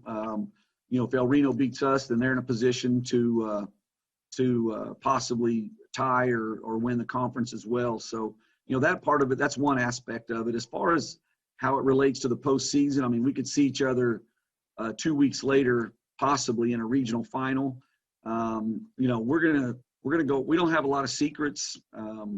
We're just gonna go out and play, do our thing. We're still trying to get better and improve. So if we can use that game as a way to improve and get better and kind of see what they play like and that kind of thing, then we know what we're going to be facing if we are fortunate enough to face them in regionals, in a regional championship game. So, I think it's still, for me, it's still keeping your kids at a high level of competing and, not taking any nights off, because, if that happens in the postseason, you get more than a night off. Your season's over sometimes if you don't come play. So we're kind of trying to keep that mentality all the way through the end of the season. All right, Coach. Well, look forward to this matchup. Thank you very much. Yeah, you bet. Thank you, Jordan.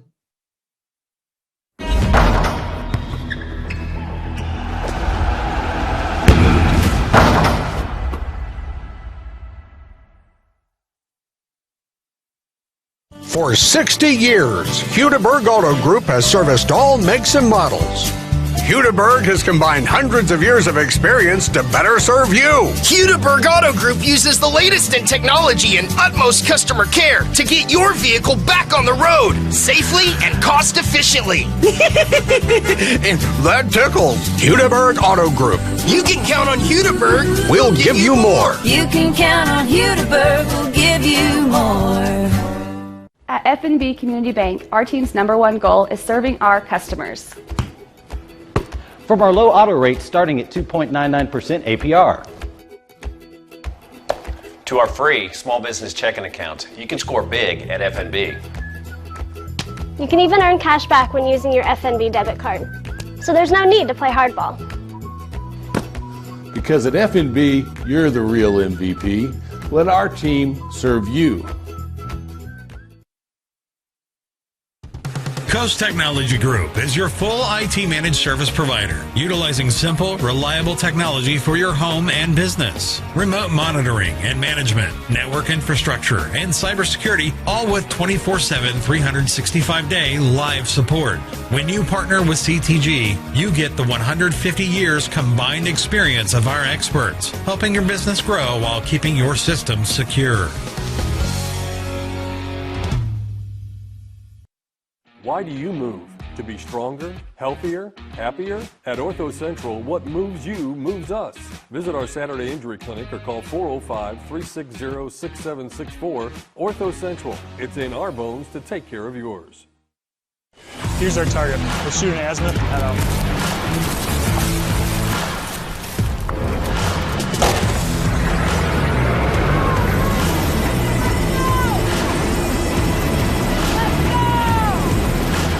All in.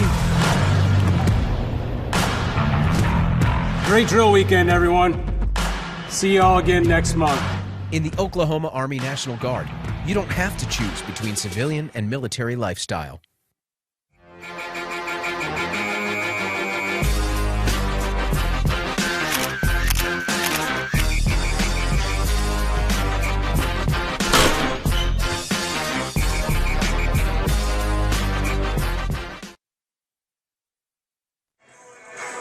Welcome back, everybody, to the Oklahoma Sports Network. From Carl Albert Fieldhouse here, I'm Colton Fleetwood alongside my friend Jordan Ray. And, Jordan, this is another exciting matchup. The girls' game, 1 versus 2. Carl Albert won the game relatively handily. They escaped a run at the end. But now we're ready for the boys' game. And these are two solid basketball teams. An El Reno team that is playing well as of late. A Carl Albert team that, let's just face it, anytime you say the word Carl Albert, you expect a good team to be on the floor. So, Jordan, tell us about these two teams. Tell us what they do well and what they both will need to do well tonight in order to come up with a win. All right, Colton, let's first take a look at Carl Albert. So here are let's take a look at the rankings, I should say, because it incorporates both teams. So this is the top 7. Now, this is the rankings that came out on Monday, and that was basically the seeding for the bracket. So it was both, even though the bracket didn't come out for 3 days later. And as you can see, Carl Albert is number 2, and El Reno is number 7. Now, if you filled out brackets for March Madness, you know what that means. You know what 2 and 7 means. If you're seeded 2 and then you're seeded 7, you're on a collision course for a second-round game. And that is what would happen at Carl Albert on Saturday, February 26th. There's a very strong possibility these teams will play each other again. Not quite the same with the girls' game. It's not nearly as likely that we'll see 1 versus 2 again. At least not in the early stages of the playoffs. During the state playoffs, that's more than possible. So I talked with El Reno coach Rodney Hayden, who's in his second tenure with El Reno. He's their athletic director. And he told me he's very happy that they get to play a game at Carl Albert because you see that they're going to play Lawton Eisenhower on Friday, February 25th, right here at Carl Albert High School. And then more than likely, Carl Albert will beat Altus. No offense there to Altus, but just say that in case they do, and El Reno beats Eisenhower, and their coach will not look past Lawton Eisenhower, we could see that matchup taking place 7 o'clock in 15 days from now. And I believe if that happens, more than likely, Josh Calloway will call that game for the Oklahoma Sports Network. So definitely excited when we can get him involved with Mid-Dell playoff basketball. There's so many teams to cover. You know, we've got to call in for some friends outside of the Mid-Dell area. So here's a look at Carl Albert's schedule. Now, if you're watching on your phone, I apologize. You probably can't see the schedule very well. If you're watching on a big screen TV, I'm sure you can tell that Carl Albert has been tremendous since, really for much of the season. They had a tough stretch in the middle where they lost to some 6A teams over in the Mustang tournament and then also in the Bartlesville tournament. You know, losing to Booker T. Washington, I think, is the number 1 team in 6A in the East. Southmore, Mustang, they lost to Southmore twice. Understandable, those are 6A teams, and they have not lost a game since. I want to show you something, though, with El Reno. If you can tell, they are the only team in high school basketball that beat Kingfisher. So that tells you what their boys team is capable of. Not been as consistent, but their coach, Coach Hayden, really likes this team. All right, we're going to take a quick break, and when we come back, we'll show you the starting lineups and more.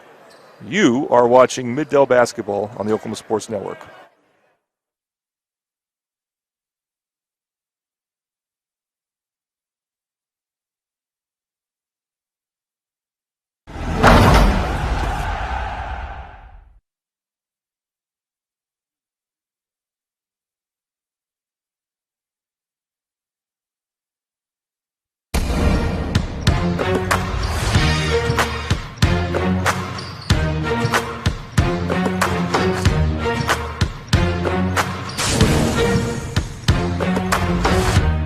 Somewhere starts here.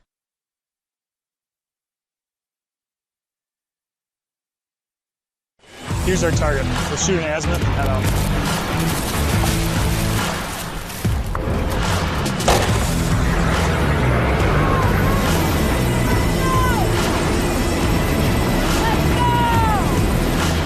All in. Great drill weekend, everyone. See y'all again next month. In the Oklahoma Army National Guard, you don't have to choose between civilian and military lifestyle.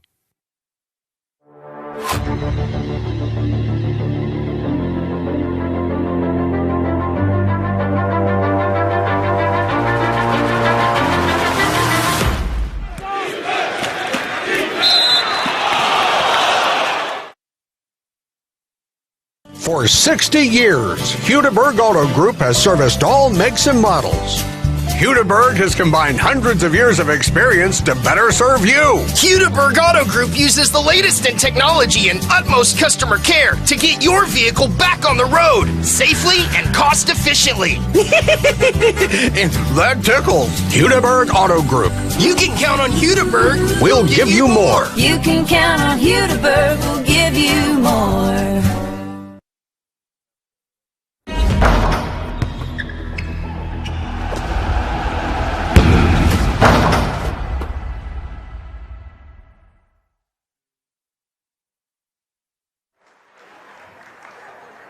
And welcome back to the Oklahoma Sports Network, live from Carl Albert Fieldhouse. I'm Colton Fleetwood, alongside my partner and friend Jordan Ray. They're announcing the starting lineups here. Just did El Reno's. Now going to go over Carl Albert. Jordan, I'll let you take it away. All right, let's take a closer look at the starting lineups while they're being announced. And it's some interesting matchups we're going to see here. One thing I want to point our attention to is number 1 for El Reno. Might be one of the most talented freshmen we're going to see on the Oklahoma Sports Network or anywhere in the state, Carter Romanos. So we'll keep an eye on him. And just like we had a pair of sisters play for El Reno, we have a pair of brothers playing for Carl Albert. His bigger brother, Evan Romanos, plays important minutes for him, and he'll be in the starting lineup as well. As for Carl Albert, haven't done one of their games in a while, but we know what Jordan England can do. He was a big player for their state championship team, a rotation player. Tayshawn James, now a Division I football player. He's their best athlete, and Jaden Mott is their post player who's really skilled around the basket. So those are going to be some interesting things to watch. All right, Jordan, very good. You know, I'm excited. We've seen Evan Romanos play. Remember that name? And it's a hard name to forget. And Carter Romanos, now going to get to see him, a freshman, like you said, at 6'2", one of the more talented freshmen. And, you know, a lot of new names for me. This is my first time broadcasting Carl Albert basketball this season. Obviously, I've been away from the booth a little bit this basketball season. I'm excited to see. You've been missed, by the way. Thank you. We've seen some of these young guys. As the opening tip is by Jaden Mott, one back to Jordan England. And, you know, Jordan England was a player who last season played a role off the bench. This year looks like a starter, Jordan, and excited to see what he can do. Not just a starter. He's their primary ball handler. Quincy Hopkins sidesteps a guy, sends it over to Demarion Brown. Brown back out to England. England right back to Brown. Brown looking down low to Mott. Mott sends it back across the court. El Reno showing a 2-3 zone. 3-point by Hopkins off the back iron, no good. Rebounded by Carter Romanos. He tries to send a long pass on the ground to James Revelez. It's backed out, and now England sends the ball into the corner. Pump fake, gets a guy in the air. Nice sidestep all the way to the rim. Left it short. Everything looked good but the shot. El Reno in transition. Matthew Topi. Topi, is that how you say it, Jordan? Topi. Topi, all right. 3-point attempt from the top. Too strong, no good. That shot attempt was by Evan Romanos. Also, Quincy Hopkins, who has the ball right now, he's another outstanding athlete. Two really good football players, by the way, Hopkins and James. Mott going to go to work down in the paint. Goes up with the right hand, off the back of the rim and in. And we've got our opening points of the game, and they come from Jaden Mott, the sophomore at 6'6". You see the skill there? He is tremendously skilled. He's got more height over James Revelez. James Revelez has more width. That'll be an interesting battle as they'll be working against each other all evening long. El Reno swinging the basketball around. Dominic Haver going to shoot a long three from in front of the Carl Albert bench, and he nails it. Okay, there's a good sign. There's a good sign that this could be a very competitive game. The senior shot that with a lot of confidence as Carl Albert swings it around to Demarion Brown. Brown tried to go low to Hopkins. It was stolen away. Stolen away by Evan Romanos. He slows up, throws it into the corner. Can they keep him hot? It's Dominic Haver again for three. No good. Rebound, and a good one at that by Demarion Brown. Now England tried to do a crossover move, and it was knocked out of bounds. It'll remain Titan basketball. Knocked out of bounds by Carter Romanos. Yeah, we saw Evan Romanos make that last pass. Found a teammate open for three. He's probably one of their better distributors, even though he doesn't play a lot of point guard for them. Talking about El Reno. England at the top of the key. Pump fakes the three. Now sends it to James. James down to Hopkins. Hopkins right back to James. James goes behind the back. Thought about pulling up on the jumper. Thought otherwise. Good decision. England gets the screen from Hopkins. Pulls up with the jumper. The lefty shoots. No good. Demarion Brown gets the basketball right back, so they'll have another possession here. See if Carl runs any type of set plays against this zone. Well, it's not a set play, but that is a great way to attack a 2-3 zone. High-low action. Something that every coach tries to instill in their team against the zone, especially a 2-3 zone. Quincy Hopkins will go to our super sub charity stripe. Let me just tell you, folks, I went and had their toasted deli sub. I mean, they toast that bread. So good. Go check them out. It's Super Sub, and they are located at 2150 South Douglas in Midwest City. They are the best subs in Oklahoma City, folks. 2 for 2 from the line goes number 22.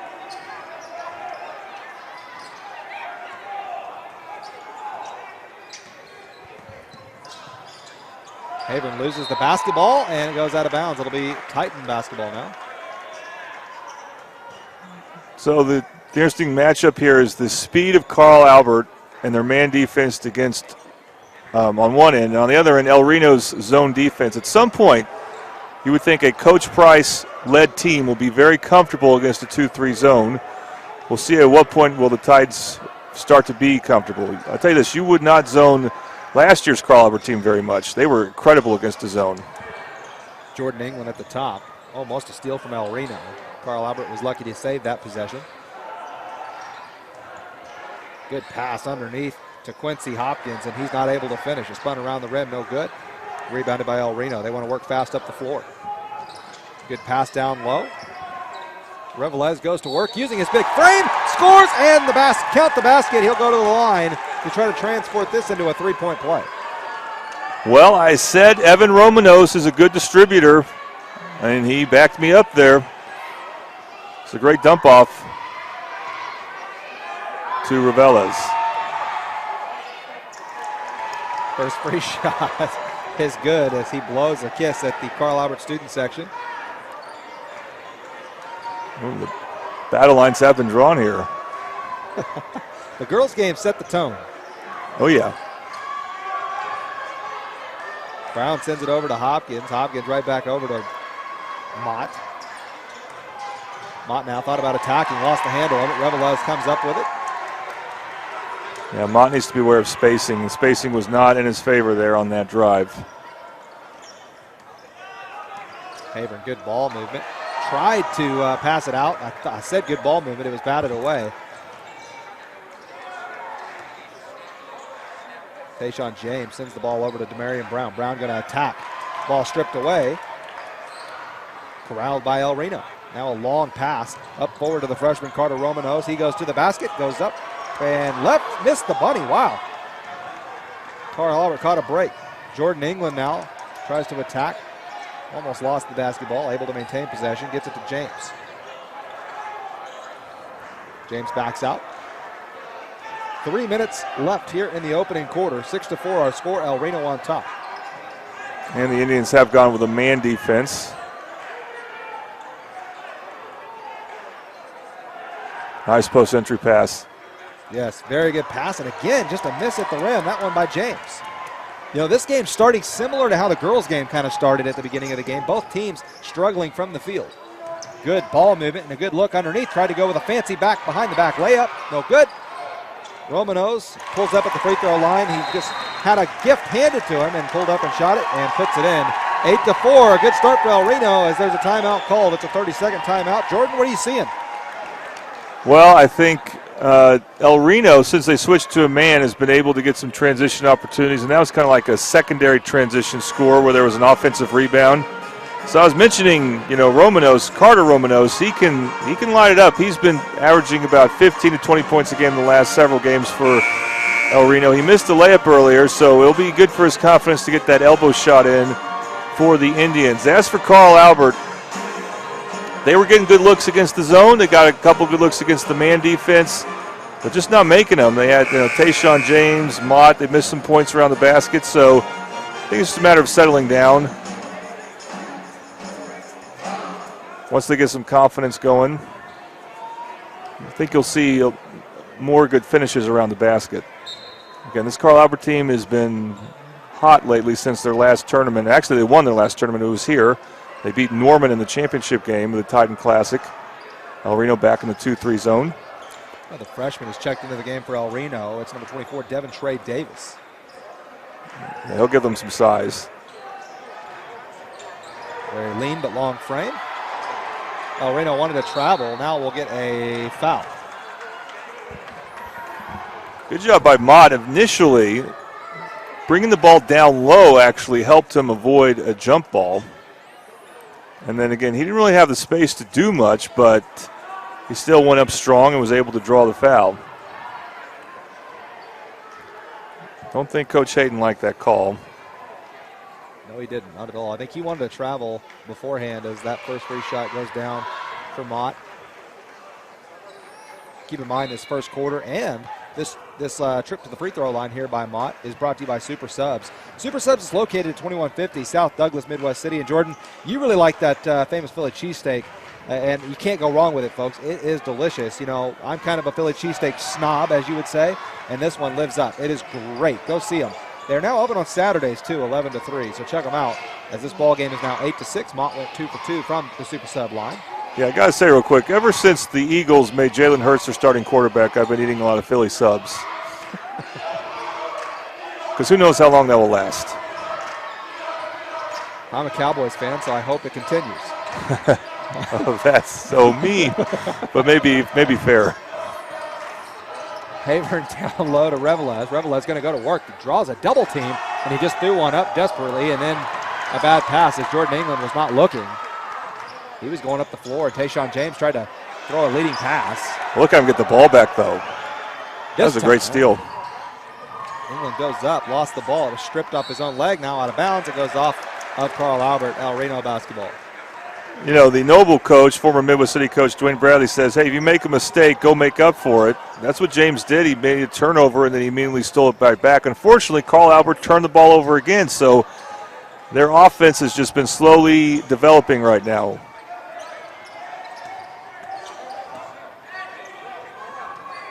Back up top here. Going to shoot the three is Washington, and why not? Washington knocks it down.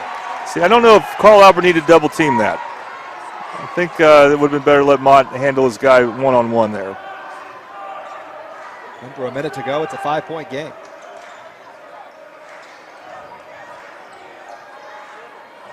Carl Albert passed up a couple opportunities for threes as there'll be a pull-up jumper from inside the three-point line. Good job by Tayshaun James, and a big bucket for Carl Albert. They needed one. Back to a 3-point game. You know, if he wasn't hurt last year, he may have been a big impact player on that team that won the state title last year as a sophomore. Another three. No good. Good rebound by the freshman. Sends it back out to Washington. Washington goes up, stripped, and I think it went out of bounds off of him. Yep. It did. That's James again.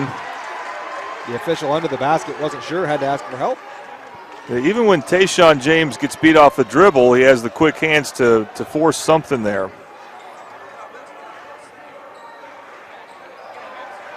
Ten seconds to go. Coach Price wants them to have a little urgency as they get it, but it's blocked. 3 seconds left. Can El Reno get a shot off? No, they can't. 11-8 our score. El Reno on top. The boys' game starting similar to the girls' game. Both teams struggling a little bit from the field. El Reno just getting the upper hand. Can Carl Albert get it going? We'll find out when we come back with the second quarter on the Oklahoma Sports Network.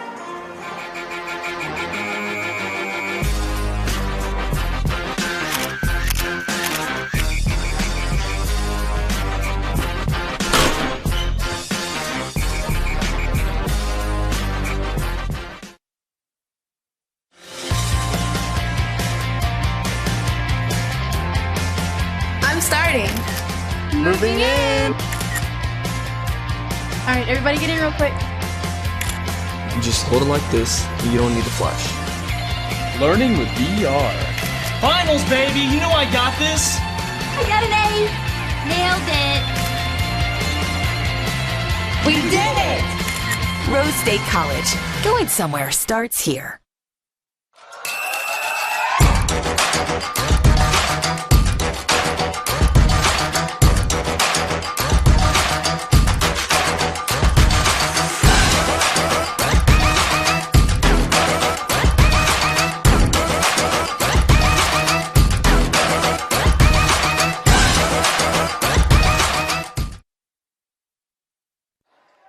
Back live on the Oklahoma Sports Network for the second quarter here. I'm Colton Fleetwood. I'm joined, as always, by Jordan Ray. I want to thank you for joining us tonight. What's better than sitting on the couch watching the Oklahoma Sports Network on a Friday night? Oh, just wait. Wait when we get to the playoffs, Colton. So excited for that. Absolutely. I'm just excited we don't have to go to Tulsa this year. Absolutely that. Corner, Carter Romano shoots the three. He was open, but he was a little deep into the corner. Hutch Russell checks into the game. Nice play by Russell. Tipped it forward, whether it was intentional or not. He tipped it forward to a guy streaking down the floor, which was Quincy Hopkins, and Hopkins was fouled, so he's going to go to the line to shoot two. Let's see if we can see that here. Way Russell tipped that. We got the replay there. Yeah, he just pushed it ahead to Hopkins. That's very heads-up play by a very headsy player. He's played 2 games today. Played in the JV game. Played a lot of minutes in that JV game as well. Yeah, I like that. I like when you can use the JV game to get certain key players on the varsity level some reps.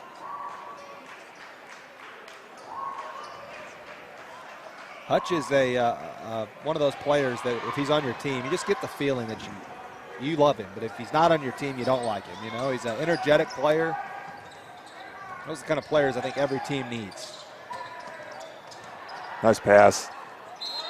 Yeah, good pass. As the young freshman who's 6'5", he's got a chance to get bigger. Does Devin Trey Davis as he's going to go to the line to shoot two. And, you know, you got to keep in mind when they're freshmen, they're 14, 15 years old, Jordan, and already standing at 6'5". Yep. You know, sometimes those guys can hit another growth spurt through that sophomore year and get up to 6'7", 6'8", possibly. No, there's an allure to freshmen who can play at this level this quickly. Good job connecting on both. Tayshaun James slowly brings the ball across the timeline. Wants to get it to Hopkins. Hopkins to England. Spins it around to Hutch Russell. Thought about shooting the three. Was closed off quickly.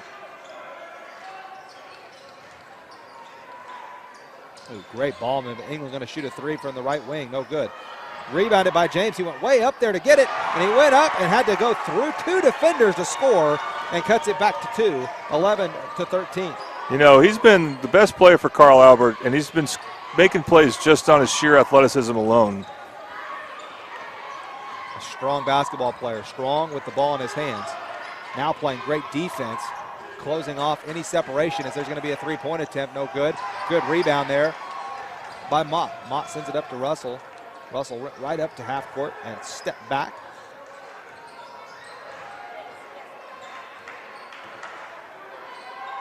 James is even better in football. What position does he play in football? Remind me. Defensive back. That's what I thought. But also he does stuff on special teams. Three-point attempt, no good. Ball's on the ground. Reno going to get a timeout to save that possession.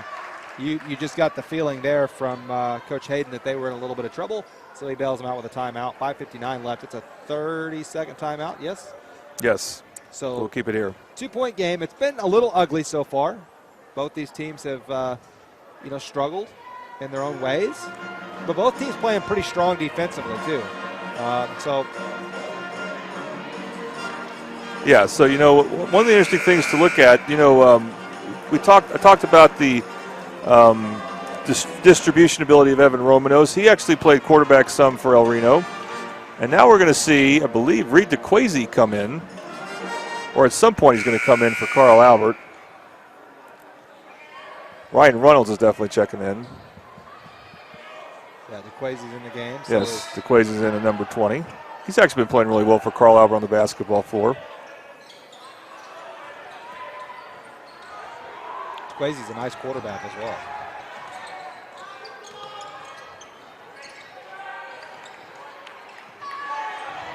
Shot from the top of the key, no good. It was a long three. Carl Albert's doing a good job rebounding. Yeah, that is the one thing they're doing a good job of, is rebounding the basketball. Good ball movement. High-low into the corner. Reynolds shoots the three, no good. DeQuazy may have got away with a push-off, got the rebound. Yeah, Carl Albert just can't shoot from the outside right now. That's their problem. Again, I would try to return to that high-low action. See if you can find someone cutting to the basket near the paint.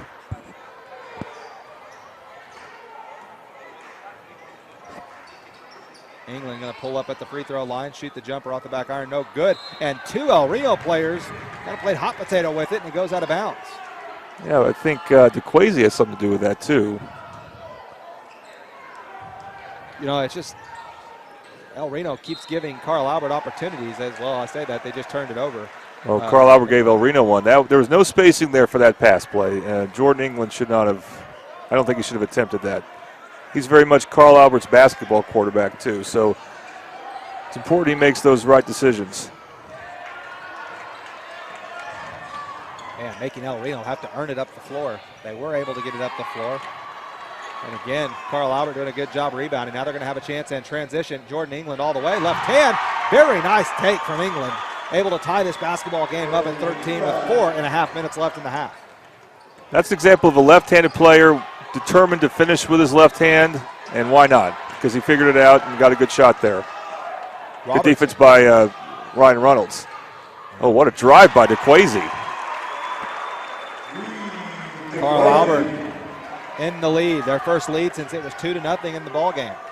You know, there was a playoff game, I think, where DeQuasi had a touchdown run that just shocked me by how fast he was, because he wasn't running very fast, but he was outrunning all of the opponents.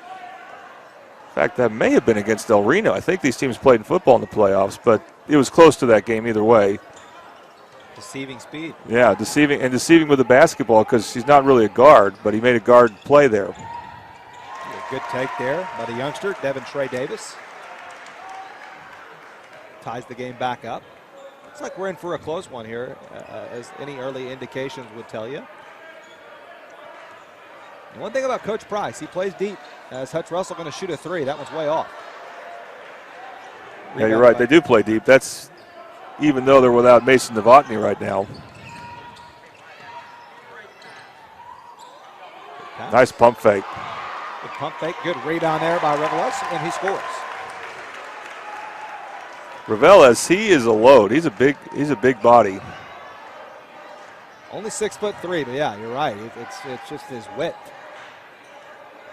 And he's anchored the middle of that 2-3 zone very well. Oh, most a steal there by Carter Romanos. Goes out of bounds. Carl Albert will keep the ball. So Mott's coming back in the game for Carl Albert. I think it's important that they try to get the ball to Mott in a comfortable spot for him. And that can be hard to do against a 2-3 zone. You got to try to get the defense off balance some. Russell thought about shooting the three. Thought otherwise as he tried to go down low. Not enough spacing as that ball did go off out of bounds off of Robertson's foot. 2:58 left, but I think a little more spacing in that situation to make that pass. Well, they're trying to find the short corner. You want to do that against the zone, but because Carl Albert's not hitting threes right now, El Reno can pack that zone a little bit more. It's going to make spacing hard. Jordan England had to shoot that shot up with his left hand fading away. Now in transition, a spin, too fancy of a shot, but the second chance opportunity by El Reno, still not able to make one go. That was wild for nothing happening. And I think Carl Albert's just a bit slow on offense. Just not moving with a lot of precision right now. Credit goes to El Reno. They've made the zone defense work.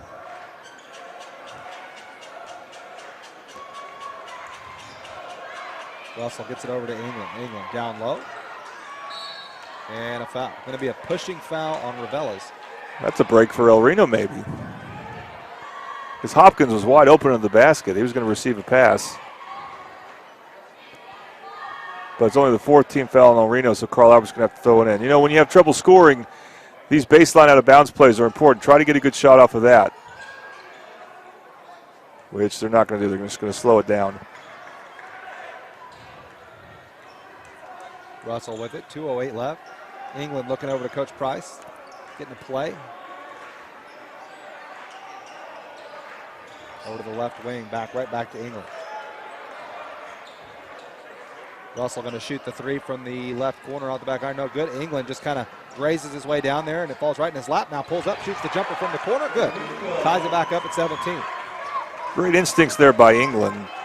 Hit the long offside rebound area, which he did. Shot a good jump shot for him. Ronald should have had that there.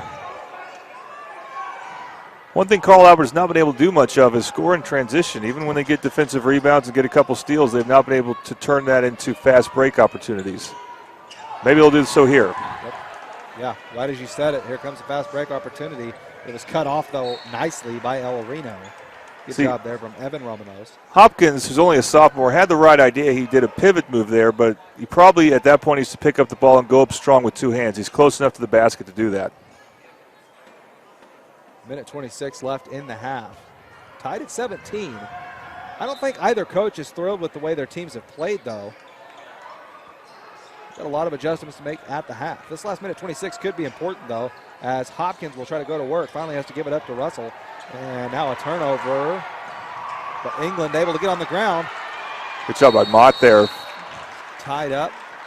Bodies flying everywhere. Everybody easy up. I think this ball will go to Carl Albert. But Mott, he's got a tremendous amount of ball skills around the basket. What he doesn't have right now are the instincts to know when there's a defender close by, especially against a 2-3 zone.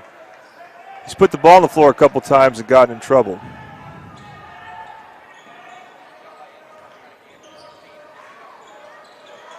England has it, top of the key. Carl Albert looks like they're going to be patient here, make sure they get a good look. It's an important possession, a three, and out action, no good. Man streaking the floor here, and El Reno didn't see it. It would have been a risky pass because it would have been a long pass. 50 seconds to go here. Every possession important here to close this half. Robertson has it outside the three-point line. They're daring him to shoot it. Strong take, no good though. Robertson does a good job fighting for the basketball. Now a risky pass. DeQuacy's able to intercept it, and the ball's on the ground. Another jump ball. This one will be El Reno's basketball though.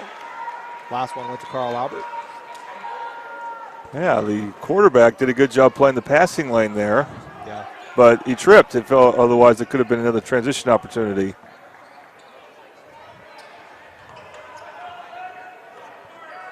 .23 seconds to go. Robertson this time, he's going to go ahead and shoot it. And off the back iron, no good. Revelez goes to work, scores, and now he's going to get a technical because he got in the face. Yep, got in the face of DeQuacy.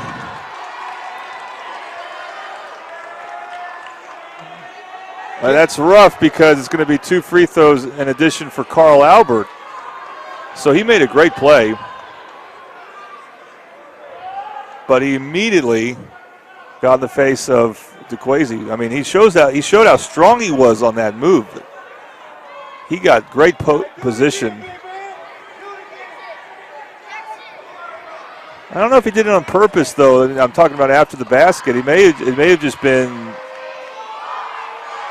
he turned to make kind of make that growling face after you make a three-point play, and it just so happened that Reed DeQuacy was right there, so it looked like taunting. I got to give credit to the El Reno coach, though, Rodney Hayden. He didn't, as soon as he got to the bench, first of all, he sat him down on the bench, and he let him know that's not okay. You have to be smarter than that. It's one of those situations that you just gave them 1 point at least, possibly 2. It might neutralize what you were able to do. You're able to get a basket, now you might give them a basket or give them 2 points. Gave them 2. Now Carl Albert also will get possession and have a chance to have the lead at the half. 16 seconds to go. And the other problem is, obviously, El Reno's going to depend on Revelis a lot. That's another personal foul on him, too. Yes. Carl Albert going to take their time here, make sure they get a good look. England getting the screen from Russell. Will he choose to use it? No. Now they'll go down low underneath the Hopkins. Hopkins tried to get a little cute with it. And now Reno will just dribble out the clock. Coach Price wanted a call, and he didn't get it. Anytime, I will say, Coach Price does not argue very often. And so if he does, typically they miss something. I didn't see it, but he picks his spots. Yeah, you're right. Yeah, exactly. 20-19 our score. The visitors on top. El Reno winning by 1. Carl Albert has some work to do here in the second half.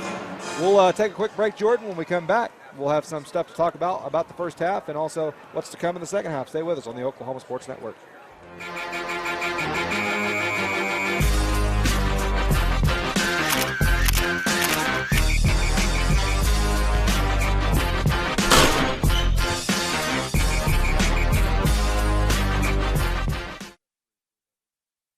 Here's our target. Let's shoot an azimuth and head out.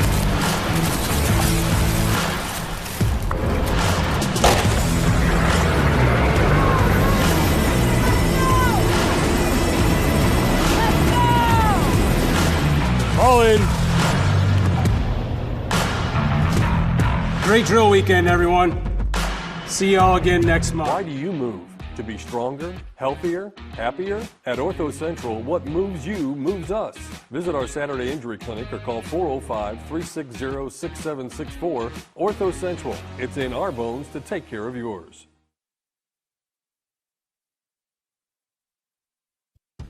Coast Technology Group is your full IT managed service provider, utilizing simple, reliable technology for your home and business. Remote monitoring and management, network infrastructure, and cybersecurity, all with 24/7, 365-day live support. When you partner with CTG, you get the 150 years combined experience of our experts, helping your business grow while keeping your... At F&B Community Bank, our team's #1 goal is serving our customers. From our low auto rates starting at 2.99% APR. To our free small business checking account, you can score big at FNB. You can even earn cash back when using your FNB debit card. So there's no need to play hardball. Because at FNB, you're the real MVP. Let our team serve you.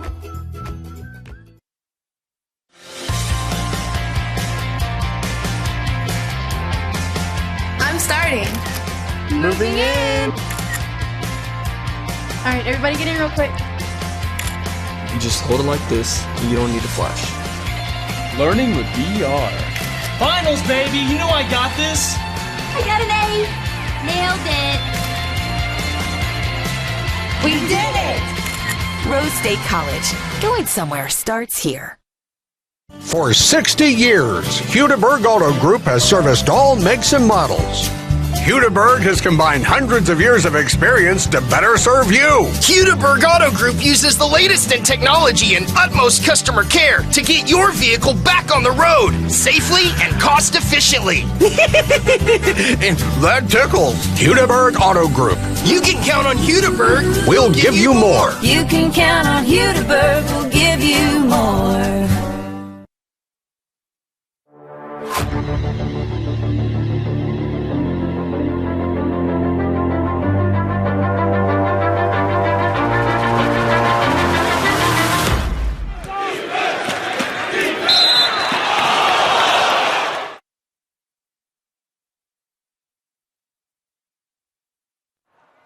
Welcome back to the Oklahoma Sports Network. Second half is about 6 minutes away from starting, and the score is 20-19. The El Reno Indians on top of Carl Albert. And, you know, Jordan, I don't think either coach is probably happy with the way their teams have played so far. El Reno has made, some big plays. Reveles, though, made a big play, then got the technical foul. Gave Carl Albert 2 points. And for Carl Albert, they're just not knocking down their shots, really. They are turning the basketball over, a little bit more than Coach Price would like. But, Jordan, talk to me a little bit about Carl Albert and, what is Coach Price saying to his team right now in the locker room? Well, I think, he wants them to play with a little bit more poise on offense. It's hard to just tell a team, hey, we got to start making shots, but it is that simple for the most part. El Reno has decided to stick with their 2-3 zone.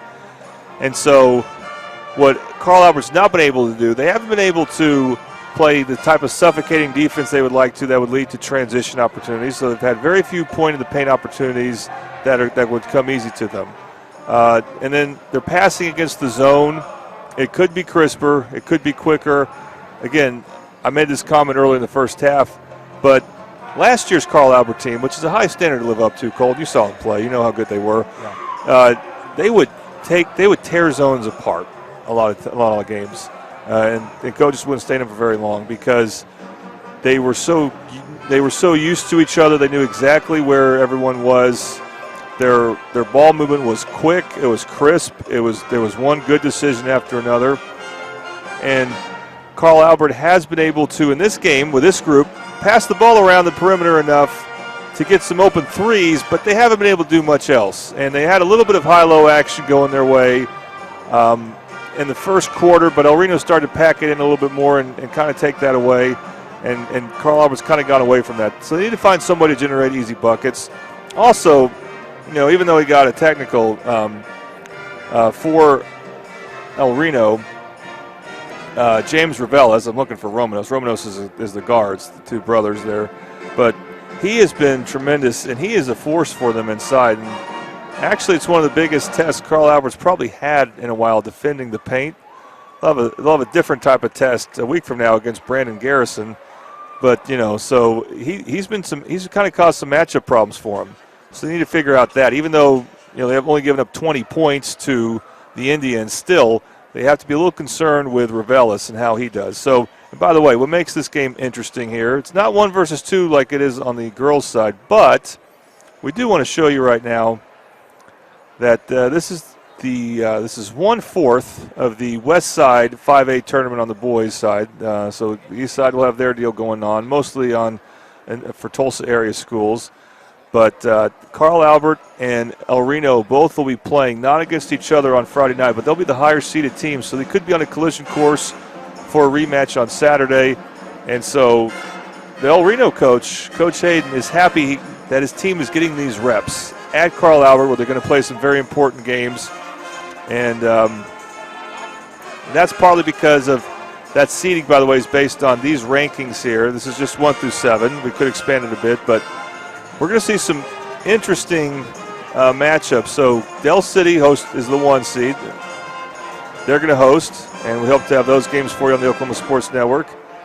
Carl Albert hosting. We hope to have those games for you. And Midwest City as well. And Midwest City might be playing Lawton MacArthur in round 2, because Lawton MacArthur will be playing their game 1 over there. That's in 2 weeks, so that's something to look forward to. But for Carl Albert right now, and this is true for a lot of teams, it's about getting good habits. If El Reno's successful in this zone right now against the Carl Albert Titans, you're going to see other teams do it, because, game film is passed around so easily now that everyone knows everyone pretty much by this point. And so it's going to be a matter of a couple players for Carl Albert stepping up, hitting some shots. That, by the way, might have been in other games. Mason Novotny, number 10 for Carl Albert. He's a pretty good shooter, but he's not available tonight. They hope to have him back soon. Yeah, he was a key player a little bit last year. He'd come in, not necessarily a key player, but he came in late in games last year and really was an impressive young man, really a good shooter and good ball handling skills. But, Jordan, my question is, looking at those standings, you've seen more of it than I have. I've seen Del City play a few times this year. And it feels like to me that Del City is up, you can't see what I'm doing, but up at the top here, and everyone else is kind of a little ways down. Yes. And then everyone's kind of crawling and fighting for number 2. Carl Albert is there at number 2, but my question for you is, how big of a difference is there from 2 between 7? Well, when we last saw Del City, they had their first 3-game losing streak in years. I don't remember when it would have been, but it definitely would have been over 3 years. They had lost their first home game, the game we called together, in almost 3 years. And Coach Hatchett of Del City was actually, he was clearly upset. It was gracious for him to talk to me after the game on the air, and he gave me great candid answers, but he was not happy with his team's performance, and they have not lost since. That's how good they've been. They use that 3-game losing streak to their advantage. That's what good and great coaches do. And they've won some very impressive tournaments. So yes, when you look at what they went through, those next 2 tournaments after that losing streak, and then they've just been kind of casually winning games in 5A play since then. Yes, it does look like they are a cut above. Easily my favorite to repeat in 5A. I agree. I definitely agree. I'm obviously working with Del City's football program and stuff, and getting our opportunity last year to broadcast their wonderful run. That was so much fun, and I have a feeling that Del City has a chance to make, like you said, another really strong run again this year. we're just about ready for this second half to get underway here with the score being 20-19. Reno's on top by 1. Can Carl Albert get things going offensively? I think that's the question. And, they've got to try to avoid, like Jordan said, letting El Reno get the ball inside and try to prevent them a little bit of that. But, for the way Carl Albert played, in my opinion, I feel like they're in pretty good shape. They start with possession here. I want to mention our quarter sponsors, Triple Elite. About to begin this third quarter. Even though Carl Albert has the ball first, I think one of the main things they want to be able to do is use their defense to generate offense. It looks like El Reno's going to a 1-3-1 zone here.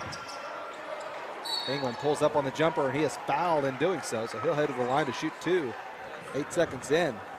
That is not at all what Coach Hayden wanted. That's on Topai, I think. Yeah, you're right. That's you never want to foul a jump shooter, as they say. There's an art to contesting jump shooters without ever making contact with them. First free shot is good. Super sub charity stripe. Reminder, folks, they're now open on Saturdays 11-3. So go check them out tomorrow. And Carl Albert is extending their defense some. We'll see if they do some type of trapping around the half-court line. A nice backdoor cut. Yep, very, very good cut there. And it's Carter Romanos who scores. El Reno right back up on top. Just way to read the way that you're being defended there. So I say this El Reno team, they've shown a lot of poise. They're actually a very young team as opposed to the girls basketball team at El Reno. They're not that experienced. The same is true for a lot of the Carl Albert players. But we're seeing El Reno get better and better throughout this season. James to England. England thought about pulling up on the jumper inside the three-point line, decided otherwise. Good pass down low, but it was not able to be handled by Mott. Running the floor is Evan Romanos. Kicks it back out here to Topai, and Topai going to knock down the 3. 25-21, El Reno on top. One of those Bronze Star Cuts barbershop three-pointers.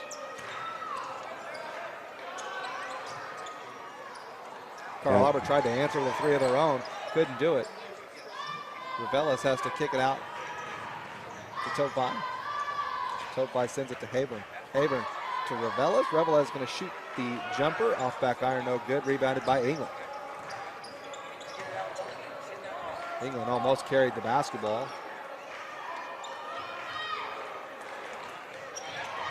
Almost a steal there. Carter Romano is very active with his hands defensively.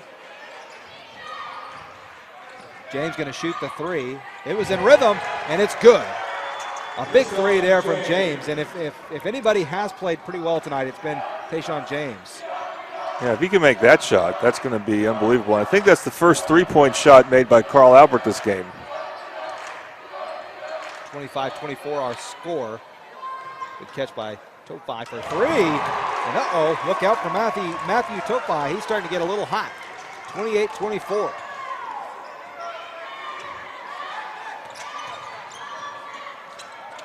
Clean strip by El Reno. They get the turnover. They're going to run up the floor. Topai, great pass underneath. Or rather, Topai tried to receive the pass. Reveles going to go to work using his body. He's fouled. Yeah, the only hope you have against Reveles when he gets the rebound down that low is try to strip him on the way up with the ball. Yeah. But you saw Brown a moment ago. I mean, he's not really a guard. He's like a bit of an undersized post player who can definitely play some guard, but that he's got to make better decisions with the basketball. Reveles misses the first free shot, but he makes the second.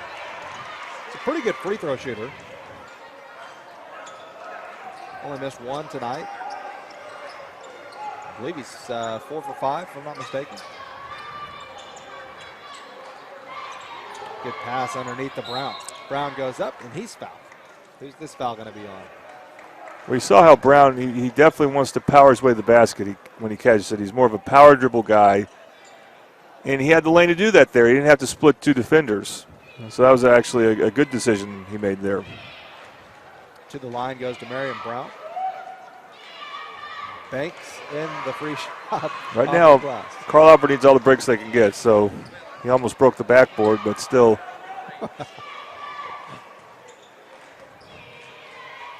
Second free shot. Around the rim. No good. Good effort, though, by Hopkins to try to deflect it in. Now he's able to corral it. Missed the second chance opportunity. Finally, a rebound by El Reno. Boy, it looked like to me went out of bounds with control of the basketball. That call did not go that way, though. Now it's just stolen away by James. James just stole the ball away from Topai in the low post area. Now a whistle going to be blown and a foul call. It's probably a good foul there by, didn't see who that was on El Reno. Was that Evan Romanos? Yeah. Because James had a full head of steam there. Robertson checking into the basketball game will take out Evan Romanos. I said it's a good foul. I take that back because Evan Romanos has 3 now. So James just kind of chilling with the basketball now, decides to send in a quick pass to James. Mott was taken to the ground underneath, looked like. No call. Stolen by El Reno into the corner. Topai gets chased off the three-point line. Now he's going to go in and was looking for someone to pass to underneath. There was nobody home except for James. James picks his pocket. Now he runs down the floor off the backboard. Scores! As there was a flopping El Reno player. Wanted an offensive foul. Didn't get it. 29-27 the score. El Reno by 2. One athletic play, though, by Tayshaun James. He's made a lot of impressive plays this half. He's a tremendous athlete, no doubt about it.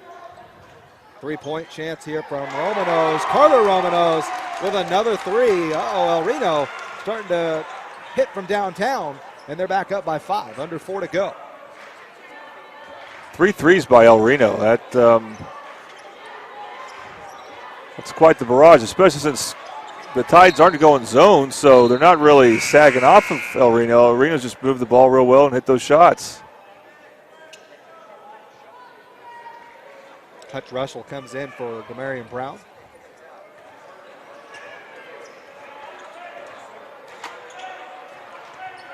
Hopkins going to attack, pulls up, shoots, scores. Good shot. Good shot because he avoided the offensive foul. You know, he's another good athlete for Carl Albert, so hopefully he can make some plays. But, you know, a big part for James' game is what he's been doing on the defensive end. Maybe Hopkins can try to get some of that. Speaking of James on defense. James went for the dunk. Couldn't quite get it, but it worked out in their favor because the putback by England, and he was fouled in the act. He'll go to the line to try to make this a 3-point play. I'll say this for Jordan England. He's in the right place at the right time a lot. We see that steal by James. The swipe by El Reno, it wasn't a foul, but just good follow there by Jordan England. I think it kind of fooled the defender by going up with his left hand. Free throw trickles in for England. Converts on the three-point play and ties this game back up at 32. 3 minutes and 12 seconds to go here in the third quarter. Third quarter that's brought to you by Triple Elite. Going underneath the Robertson. Robertson, good pass over to Topai. Topai's chased off the three-point line. Steps in. It's a brick. No good. Rebounded by Hopkins. Hopkins is going to try to go coast to coast with it. He scores, and he's fouled. The athletes for Carl Albert are stepping up right now. James and now Hopkins. I was saying Hopkins needs to try to use defense as well to get going, get some transition opportunities. He did that right there. Hopkins wiping at his eye. Must have got hacked.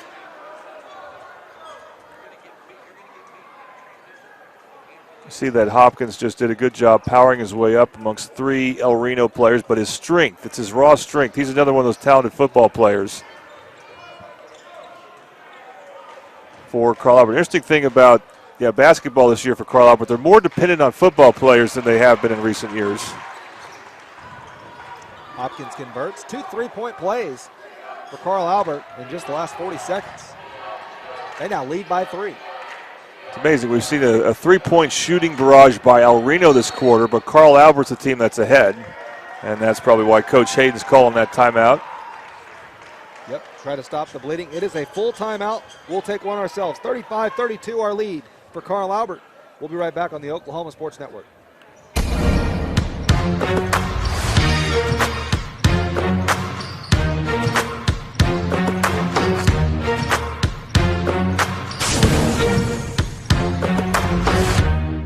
F&B Community Bank, our team's #1 goal is serving our customers. From our low auto rates starting at 2.99% APR. To our free small business checking account, you can score big at FNB. You can even earn cash back when using your FNB debit card. So there's no need to play hardball. Because at FNB, you're the real MVP. Let our team serve you.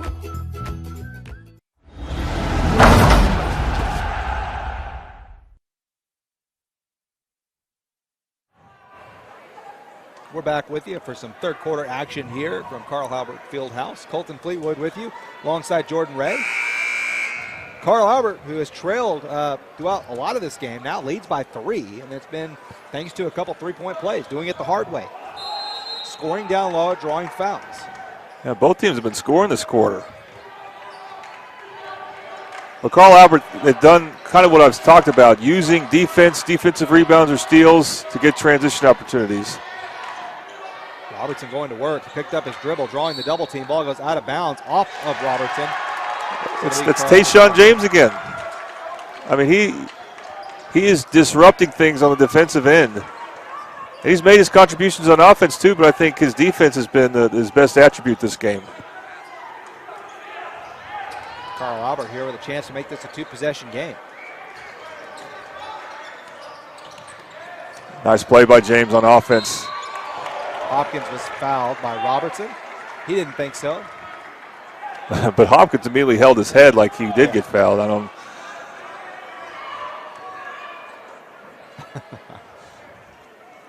You know, a lot of times most players have never committed a foul in their life, and they're Right. online. But free shot good. 2-possession game for Carl Albert. I'm sorry, Jordan, go ahead. Well, just starting to stand out more and more that Tayshaun James has been, the player of the game for this game. Similar to Landon for Carl Albert girls. Hopkins goes 2 for 2. You're right. James has just been so good, and it's been with everything. His defense and also offense, both way player tonight. He's had a lot of intensity. Now look at him go to work on Ravelis. Another steal. Look at this. Goes coast to coast. He was going for the dunk, and it was blocked by Robertson. Oh, man. I was about to stand up, too. He wanted that one, and if he would have dunked that, this crowd would have gone nuts. Credit Robertson, though. Yep. Used good hands there. Russell going to shoot the 3. Brick, no good. Russell knocked down a couple threes in the JV game earlier, but he's 0 for 2 tonight from downtown. Going down low to Robertson. Robertson should have gone up. Instead, kicks it back out. Could work out in El Reno's favor. 3-point attempt, no good. Rebounded by Mott. Mott sends it up to England. England now going to do a Euro step. Kick it out to Hutch Russell. Russell going to keep shooting from 3. Another one off. No good. Mott gets the rebound, though. Mott may try to go to work. He gets the ball stolen away from him. Mott has had his issues with turnovers right now. And El Reno, by the way, as much even though Carl Albert struggled that last possession, the last couple, they're still on a 10-0 run, so that's why El Reno's calling a timeout right now. It's 30-second timeout, too. Yeah, they're just not doing a great job on offense of getting great looks right now. El Reno's not, and so a good timeout. But with it now being 37-32, the tide is kind of switched over in Carl Albert's favor, where now El Reno does not want this game to get away, Jordan, and because we all know, and when Coach Price gets a lead, he is hard. His teams are very, very hard to come back on because they play so smart. They make free shots. Typically, they don't turn the ball over at a high level. So getting a big lead is something that El Reno has to avoid Carl Albert doing. Yeah, I was surprised. The last possession for El Reno, I noticed that Ravelis was just standing around the free throw line. He's kind of playing the high post right now, but he didn't crash the offensive glass. I think that's something that El Reno needs from him. He needs to be aggressive on the offensive glass because Carl Albert really doesn't have anyone who can box him out. Right now they're going to go with Reed DeQuazy, it looks like, and he'll battle him, but I don't know if he can box him out fully. El Reno needs a basket. They're trying to get Ravelis some space down low. That's who they go to. He does a good job going to the basket. He was fouled by Tayshaun James. Did not make the shot, but he'll go to the line to shoot 2. I got to say, that, and we're going to see a replay of it, that is a great post-entry pass by the freshman. It's not something that's talked about often, but post-entry passing, there's an art to it. And Carter Romanos made a great play there. This is the first free shot. Very flat free throw that time. More arc on that one, still no good. Rebounded by DeQuasey. DeQuasey gets rid of it to England. Under a minute to go here. Still a 5-point lead for Carl Albert. Carl Albert with a chance to extend.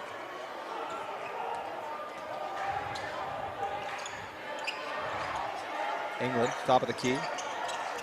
Picks up his dribble to Russell. Russell going to shoot another three. He's trying to get hot, just can't get it to go. Not been his night so far. But they do get another opportunity at it. England picks up his dribble and sends it over to Brown. Correction, Hopkins. England picks up the double team, now gets it back to Russell. Under 20 seconds to go. Carl Albert letting a lot of clock run. England doesn't want to get himself in trouble. Able to get rid of it to Russell. Now back to England. England picks up the double team again. He's going to try to dribble his way out of it. Gets a screen from Hopkins. Now goes to the basket. He's blocked. Revelis with 1 second sends it up forward and not going to get a shot off on time. Even if it would have got off on time, did not go. 37-32 our score after 3. Carl Albert on top now. Can they hold on? We'll find out. Don't go anywhere. Fourth quarter coming up on the Oklahoma Sports Network.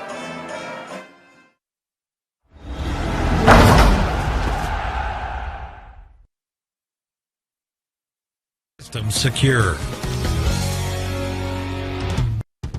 Coast Technology Group is your full IT managed service provider, utilizing simple, reliable technology for your home and business. Remote monitoring and management, network infrastructure, and cybersecurity, all with 24/7, 365-day live support.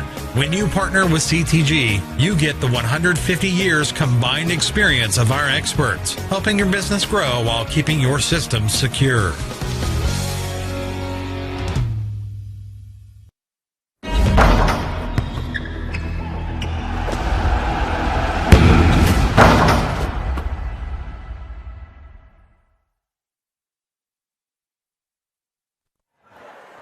Welcome back to the Oklahoma Sports Network from Carl Albert Fieldhouse.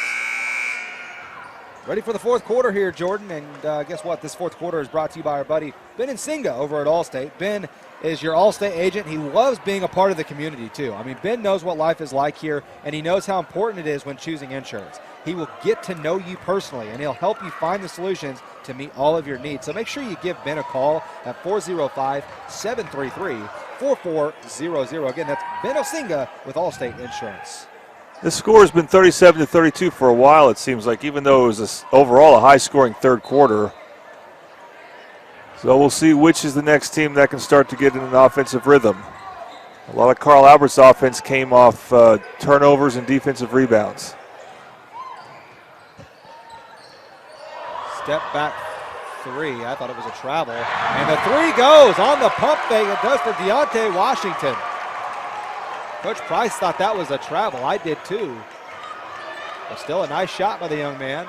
Makes it a 2-point game. Kickball violation there by Matthew Tilfai, so it'll remain with the Titans. So it might be maybe El Reno though, but they hit 3 threes at the beginning of the third quarter. So we'll see if they can keep their good shooting going as they make another 3 to begin the fourth quarter. James, what a great pass. The Hopkins scores. A good cut, split the defense, and it's back to a 4-point game. I'll tell you, James has been doing it all. He's made some really good passes. At that time, he'll get the assist. He almost got a couple other possessions. Jump ball by James. My gosh, he is strong. I mean, that is a big man that he just challenged at the rim and swatted that ball away. And the jump ball was I agree with the call, by the way, but of course it will look like a foul because Revelis hit the ground. He's even asking about it. But yeah, I mean, James on defense just playing a tremendous all-around game there. That was a heck of a jump ball he forced. I mean, that just shows you the strength right there that young man has. As, again, just looked like that ball was going to be stolen, and he just rips it away and keeps that possession alive for Carl Albert. Hopkins with it on the wing. Good pass down low to James. James going to go to work. And a pass into the three-point corner for Russell. Russell just cannot get it to go, but it's Hopkins who cleans it up and scores. It's 41-35, 6-point game. But, James kind of cleared the space there for Hopkins. And, again, those two athletes, El Reno doesn't have anyone that can match those two athleticism-wise. We meant to talk about James. I think he sat down at the end of the second quarter, and that's one of the times that El Reno kind of went on a bit of a run here. So we'll see if he plays the entire second half. I bet he will if the game is close. Three-point attempt, really tough rebound there by Hopkins. Hopkins now trying not to get this ball stolen away, gets it to England. Now they want to rush up the floor. England, good Euro step, goes to the basket, off the backboard, scores! You mentioned the Euro step. He's really masters that Euro step. It seems like that comes easier for left-handed players. Nice spin. Yep, nice spin, just not able to finish. Rebounded, though, by Trey Davis. He kicks it back out to Washington. Washington floats one up, no good. Ravella's going to work. He's fouled as he goes up. He'll go to the line. I think DeQuacy's the one who committed the foul. He is a load inside. Ravella's, when he gets the ball, he clears out space so well. Now, he missed his last two free throws here. El Reno needs these. Carl Albert's starting to pull away some. These free shots are pretty important here for El Reno. First one good. Coming into the basketball game is Ryan Reynolds. He'll take out, looks like Hutch Russell. DeQuacy also coming out. DeQuacy maybe a little shaken up. Yeah, he's had to guard Ravella's. It's been he's probably had to deal with more physical play this game than he does in a football game. Now, Mott's also in for Carl Albert. Now, he has not played as well. He's got a lot of talent, but he's turned the ball over a few times in this game. We'll see if he can play better for him here, if he can finish well. England tried to bounce pass it underneath to James, and it was kicked out of bounds by El Reno. We'll stay with Carl Albert. 43-37 our score, and Carl Albert's offense has picked up this second half. Now, one player we want to mention for Carl Albert right now is Casey Baker, number 23. Maybe he can hit some threes for him as El Reno continues to go zone. Not looking for it there, though, but he made a nice pass.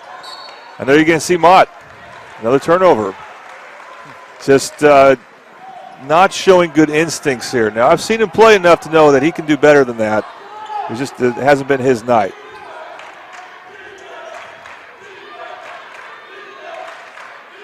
Favoring the basketball. Gives it up to Carter Romanos.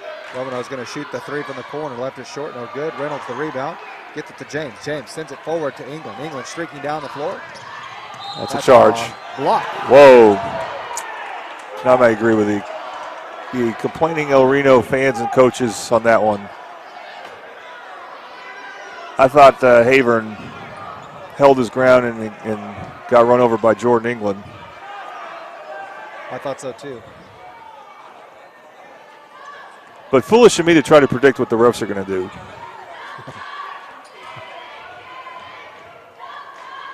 First free shot, no good from England.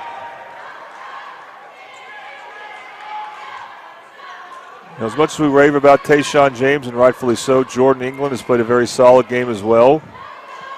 It's been a big part of their scoring attack. In fact, I would imagine, because we don't keep stats, I bet he leads the team in scoring in this game. And he frequently does. Second free shot is good. And those are the two guys, England and James, who played some meaningful minutes for Carl Albert last year when they won the state title. They're not that experienced, but they are more experienced than the other players.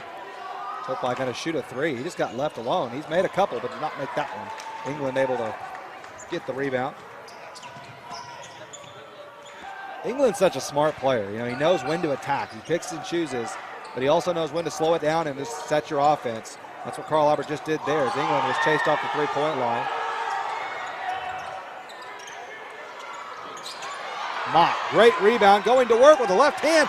No good. Hopkins gets it. He goes up, and he's fouled. It's just not been Mott's night tonight. He's working hard. He's just not able to finish his shots. No, if he made that, that would have really, I think, got him going potentially. Still, that was a heck of an offensive rebound. You see the way he just palmed the ball basically with one hand and just couldn't get the shot to go in. Hopkins makes the first. And it kept the play alive for Hopkins. 8-point game, biggest lead of the night. Can they extend it to 9? No, not yet. Carter Romanos gets the miss. Carter's been quiet tonight as he sends this ball to his brother Evan, and Evan goes up. He's fouled. He'll go to the line to shoot 2. 3:56 left in the ball game. And as we're getting to the later part of this game here, like we talked about, you know, a Coach Price team is hard to come from behind against. So El Reno needs to start, gaining ground and do it quickly. Yeah, I'm surprised. You're right. Evan Romanos has been quiet. He's been looking to score a lot in recent games for El Reno. And he has shown some good offensive prowess this game at times. He just hasn't been as assertive as you would like to see if you're El Reno. He does make both those free shots. Still a lot of time left. Yeah, you bet. A lot of time left. And El Reno's going to go with a bigger lineup here. They're going to bring in Trey Davis.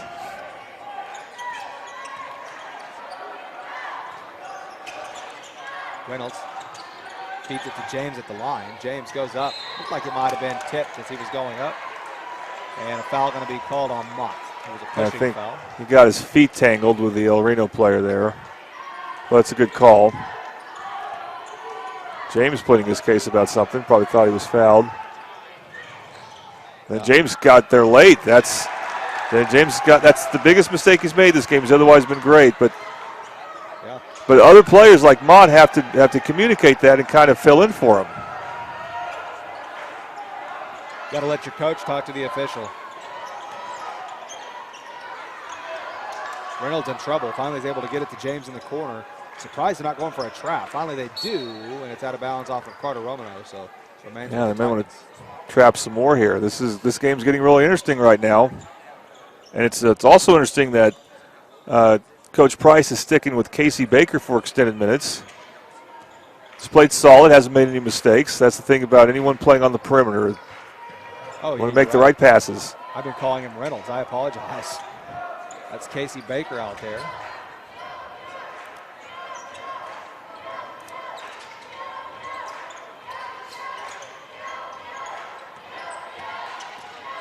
England with the ball with 2:49 left. Only up by 4. Carl Albert looks to extend their lead. They got 4 timeouts. I wonder if Coach Price will want to use one here soon. Yeah, he's going to. Good call, Jordan. It is a full timeout. We'll take ourselves a break. 2:35 left. Carl Albert on top by 4. Don't go anywhere on the Oklahoma Sports Network.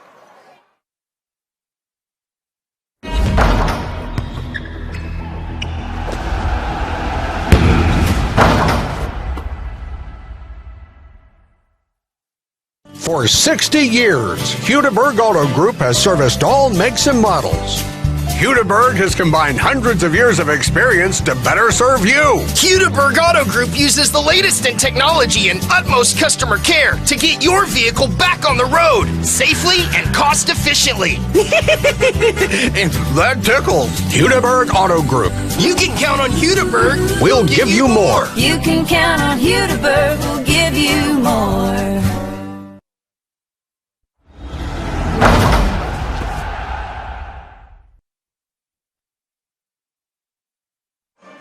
Welcome back, folks, to the Oklahoma Sports Network. It's just about closing time here from Carl Albert Fieldhouse. 45-41 the score. Carl Albert on top.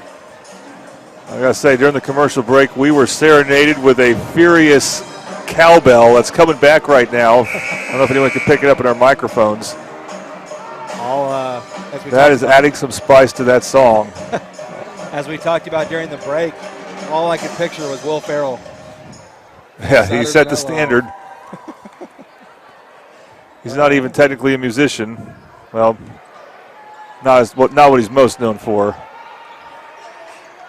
Good stuff. So, again, extended minutes from Casey Baker. It's just interesting to mention that because he didn't play a lot in the first half. See if they have a design play here. As James going straight to the basket. Nice pass again. Go ahead, Tayshaun James. What a complete game he's had. Hopkins scores the basket. It's a 6-point game again. Choked by a huge three. Yes! One possession game now. Matthew Tokbai, his third three of the half. If it weren't for him, this game might be unreachable, or at least close to it, but he's kept his team alive, only trailing by 3. 2 minutes to go here. The three-point shooting by El Reno this half. That's been a huge bonus for him. James, the ball coach Price yelling out his play. So El Reno's in a man now. Pass into the corner to England. England chased off the three-point line, looking back out top to James. Good job to reset. Smart play. And Coach Price might be willing to use another timeout here, depending on the situation, especially as we get closer to the 1:30 mark. James, great take. It went around the rim, almost down. No. Foul going to be called on Baker. What a tough break for Carl Albert. Fortunately for them, it's only the 5th team foul, so there will not be free throws for El Reno, but James made a great play there, just missed the shot. Now El Reno can tie with a 3. Things getting interesting here. This is what we're hoping for from the girls' game. Not that wasn't still entertaining. Evan Robino sends it to his brother Carter. Carter down low to Ravelis. He turns it over.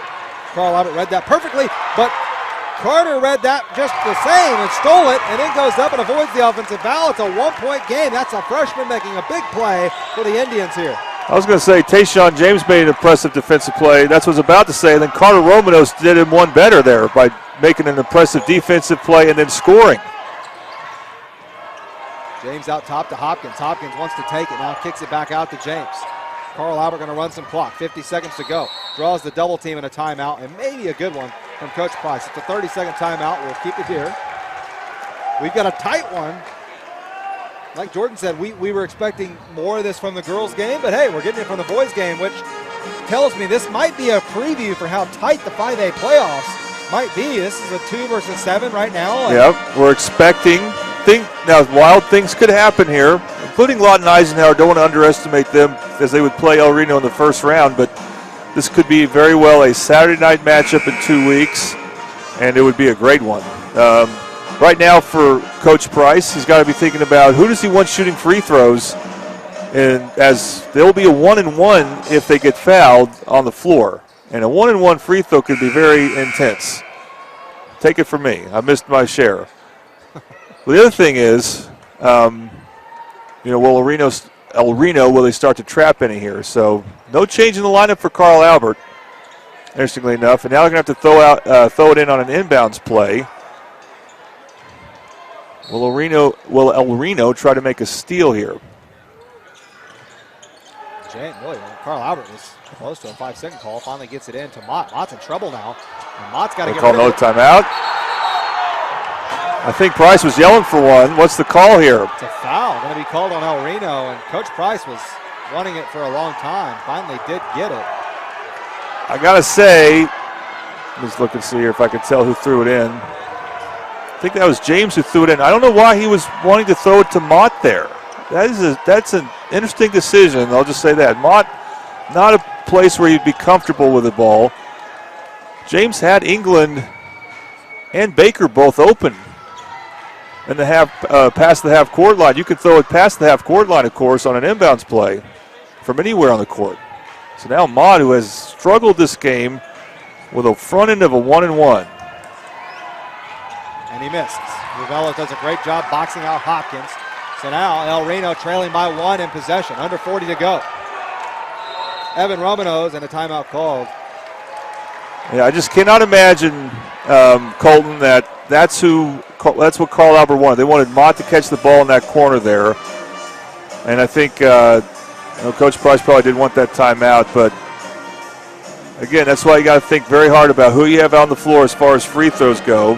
And Mott might be a good free throw shooter. I haven't seen enough of him to know that. But I just know that when you're kind of struggling with someone on offense and then you got to shoot a front end of a 1-and-1, that's a lot of pressure. Oh, yeah.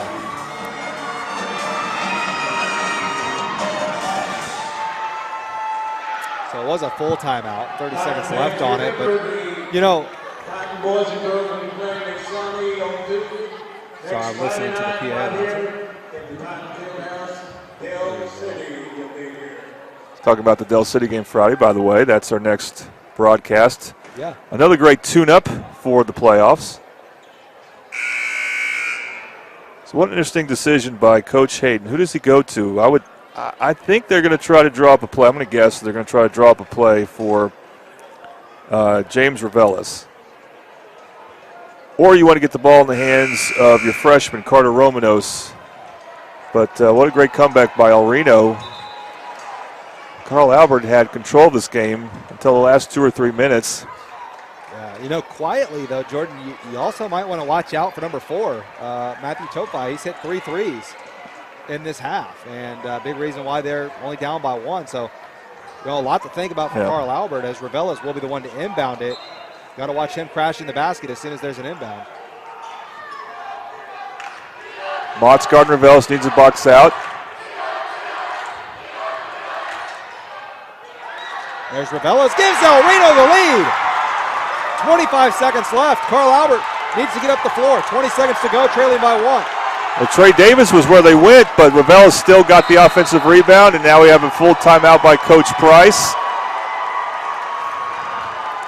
Well, this would be one of the biggest upsets of the night, I would guess. I mean, this is the number 2 ranked team in 5A that has not lost a 5A game. I want to emphasize Carl Albert has been flawless in 5A play. Although I say flawless, Coach Price, who told me in that interview I had with him, who, by the way, I hope to, if they lose, I may have trouble getting him, but we'll try to interview him after this game either way. But Coach Price said he wasn't really happy with how his team's playing, even though they've been winning. But this season, they have not lost a game yet to a 5A team. They've lost, I believe, a couple times to Southmore, to Booker T, who's really good. But they have not lost a 5A game yet. This would be the first, and they're trying to win a conference championship, which, by the way, is something that we don't think as much about, conference championships. But if Carl Albert could come back and win this game, they in Del City would be undefeated more than likely. They still have Tuesday games to go, and they would play for a conference championship. But they got to take care of business right here, though. Yeah. And maybe, if they don't come up with a victory, this might be the wake-up call they need here. Now, the thing is, El Reno, if they foul, it's going to be 2 free throws. With a 1-point lead, that's significant. Any foul, while Carl Albert has the ball, would be 2 free throws. And they're going to bring Hutch Russell back in. He's been cold, but I think overall, Coach Reed just trusts him that he'll still make the big shot. Clearly, if you're Carl Albert, I expect to see Jordan England or Tayshawn James create something here. And it looks like Arena's going to some type of zone here. Kicks it into the backcourt to England. 13 seconds to go. Need to get a little urgency here. Gets the ball to James on the wing. Back to England. El Reno covered that perfectly. 6 seconds. England going to attack. Pull up with a jumper. Not even close. Ravelis has the ball with 4 seconds left. There's no foul. The clock stopped. And now it rolls back down to 2.8 seconds, and Ravelis will shoot to extend this lead to 3. Well, they should. I would be trying to get time added if I'm Coach Price. Of course, I think he wants a foul call here. I mean, Mott put his arms around him. What more do you want him to do? I don't know if there was enough contact, I guess, why that foul was not called sooner, but that's something that I would be upset about if I was a Carl Albert fan. There should be more time left. Yeah, that's Carl Albert lost about 2 seconds because of that. Maybe 3, almost 3 seconds. And so that was a killer. If I can go back to that play. No, but yeah, that is now Carl Albert's going to go ahead and use their final timeout here. I think, and I didn't notice this, but I believe Price feels like that Jordan England got fouled on that shot. That's why the ball went to the other side of the backboard, it looks like. But yeah. That is, I think you're right. I think that's what he is upset about. Still a relatively tough shot there. Oh, yeah. That's not the look that they wanted, I can assure you. Interesting because on Monday, El Reno lost at the buzzer to Lawton MacArthur. A much higher scoring game. So Ravelas will shoot a couple big free shots. Now, if you miss this, Carl Albert is out of timeouts. They'll have to run immediately and most likely just try to get a desperation shot to win the game. You got time for about 2 dribbles or 1 pass. You might make 1 pass, see what happens. Yeah, it wouldn't be the worst thing in the world for El Reno if they miss one here. In fact, they're not even going to send anybody to the line with them as of now.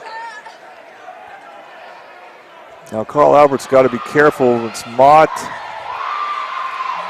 and Hopkins there. A long miss. This doesn't happen, but they have to be ready for that. They don't want the ball to shoot past them.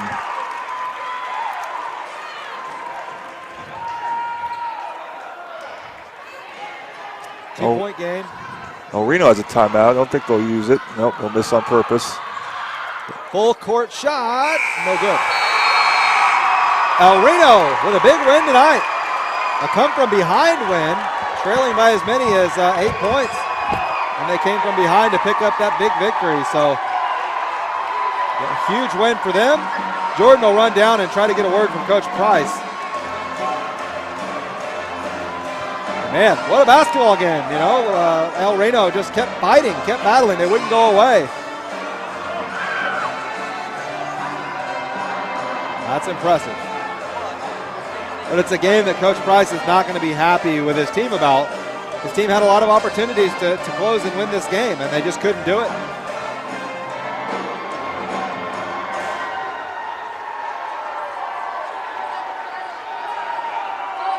So we'll look for Jordan for the interview. I'll send it to Jordan.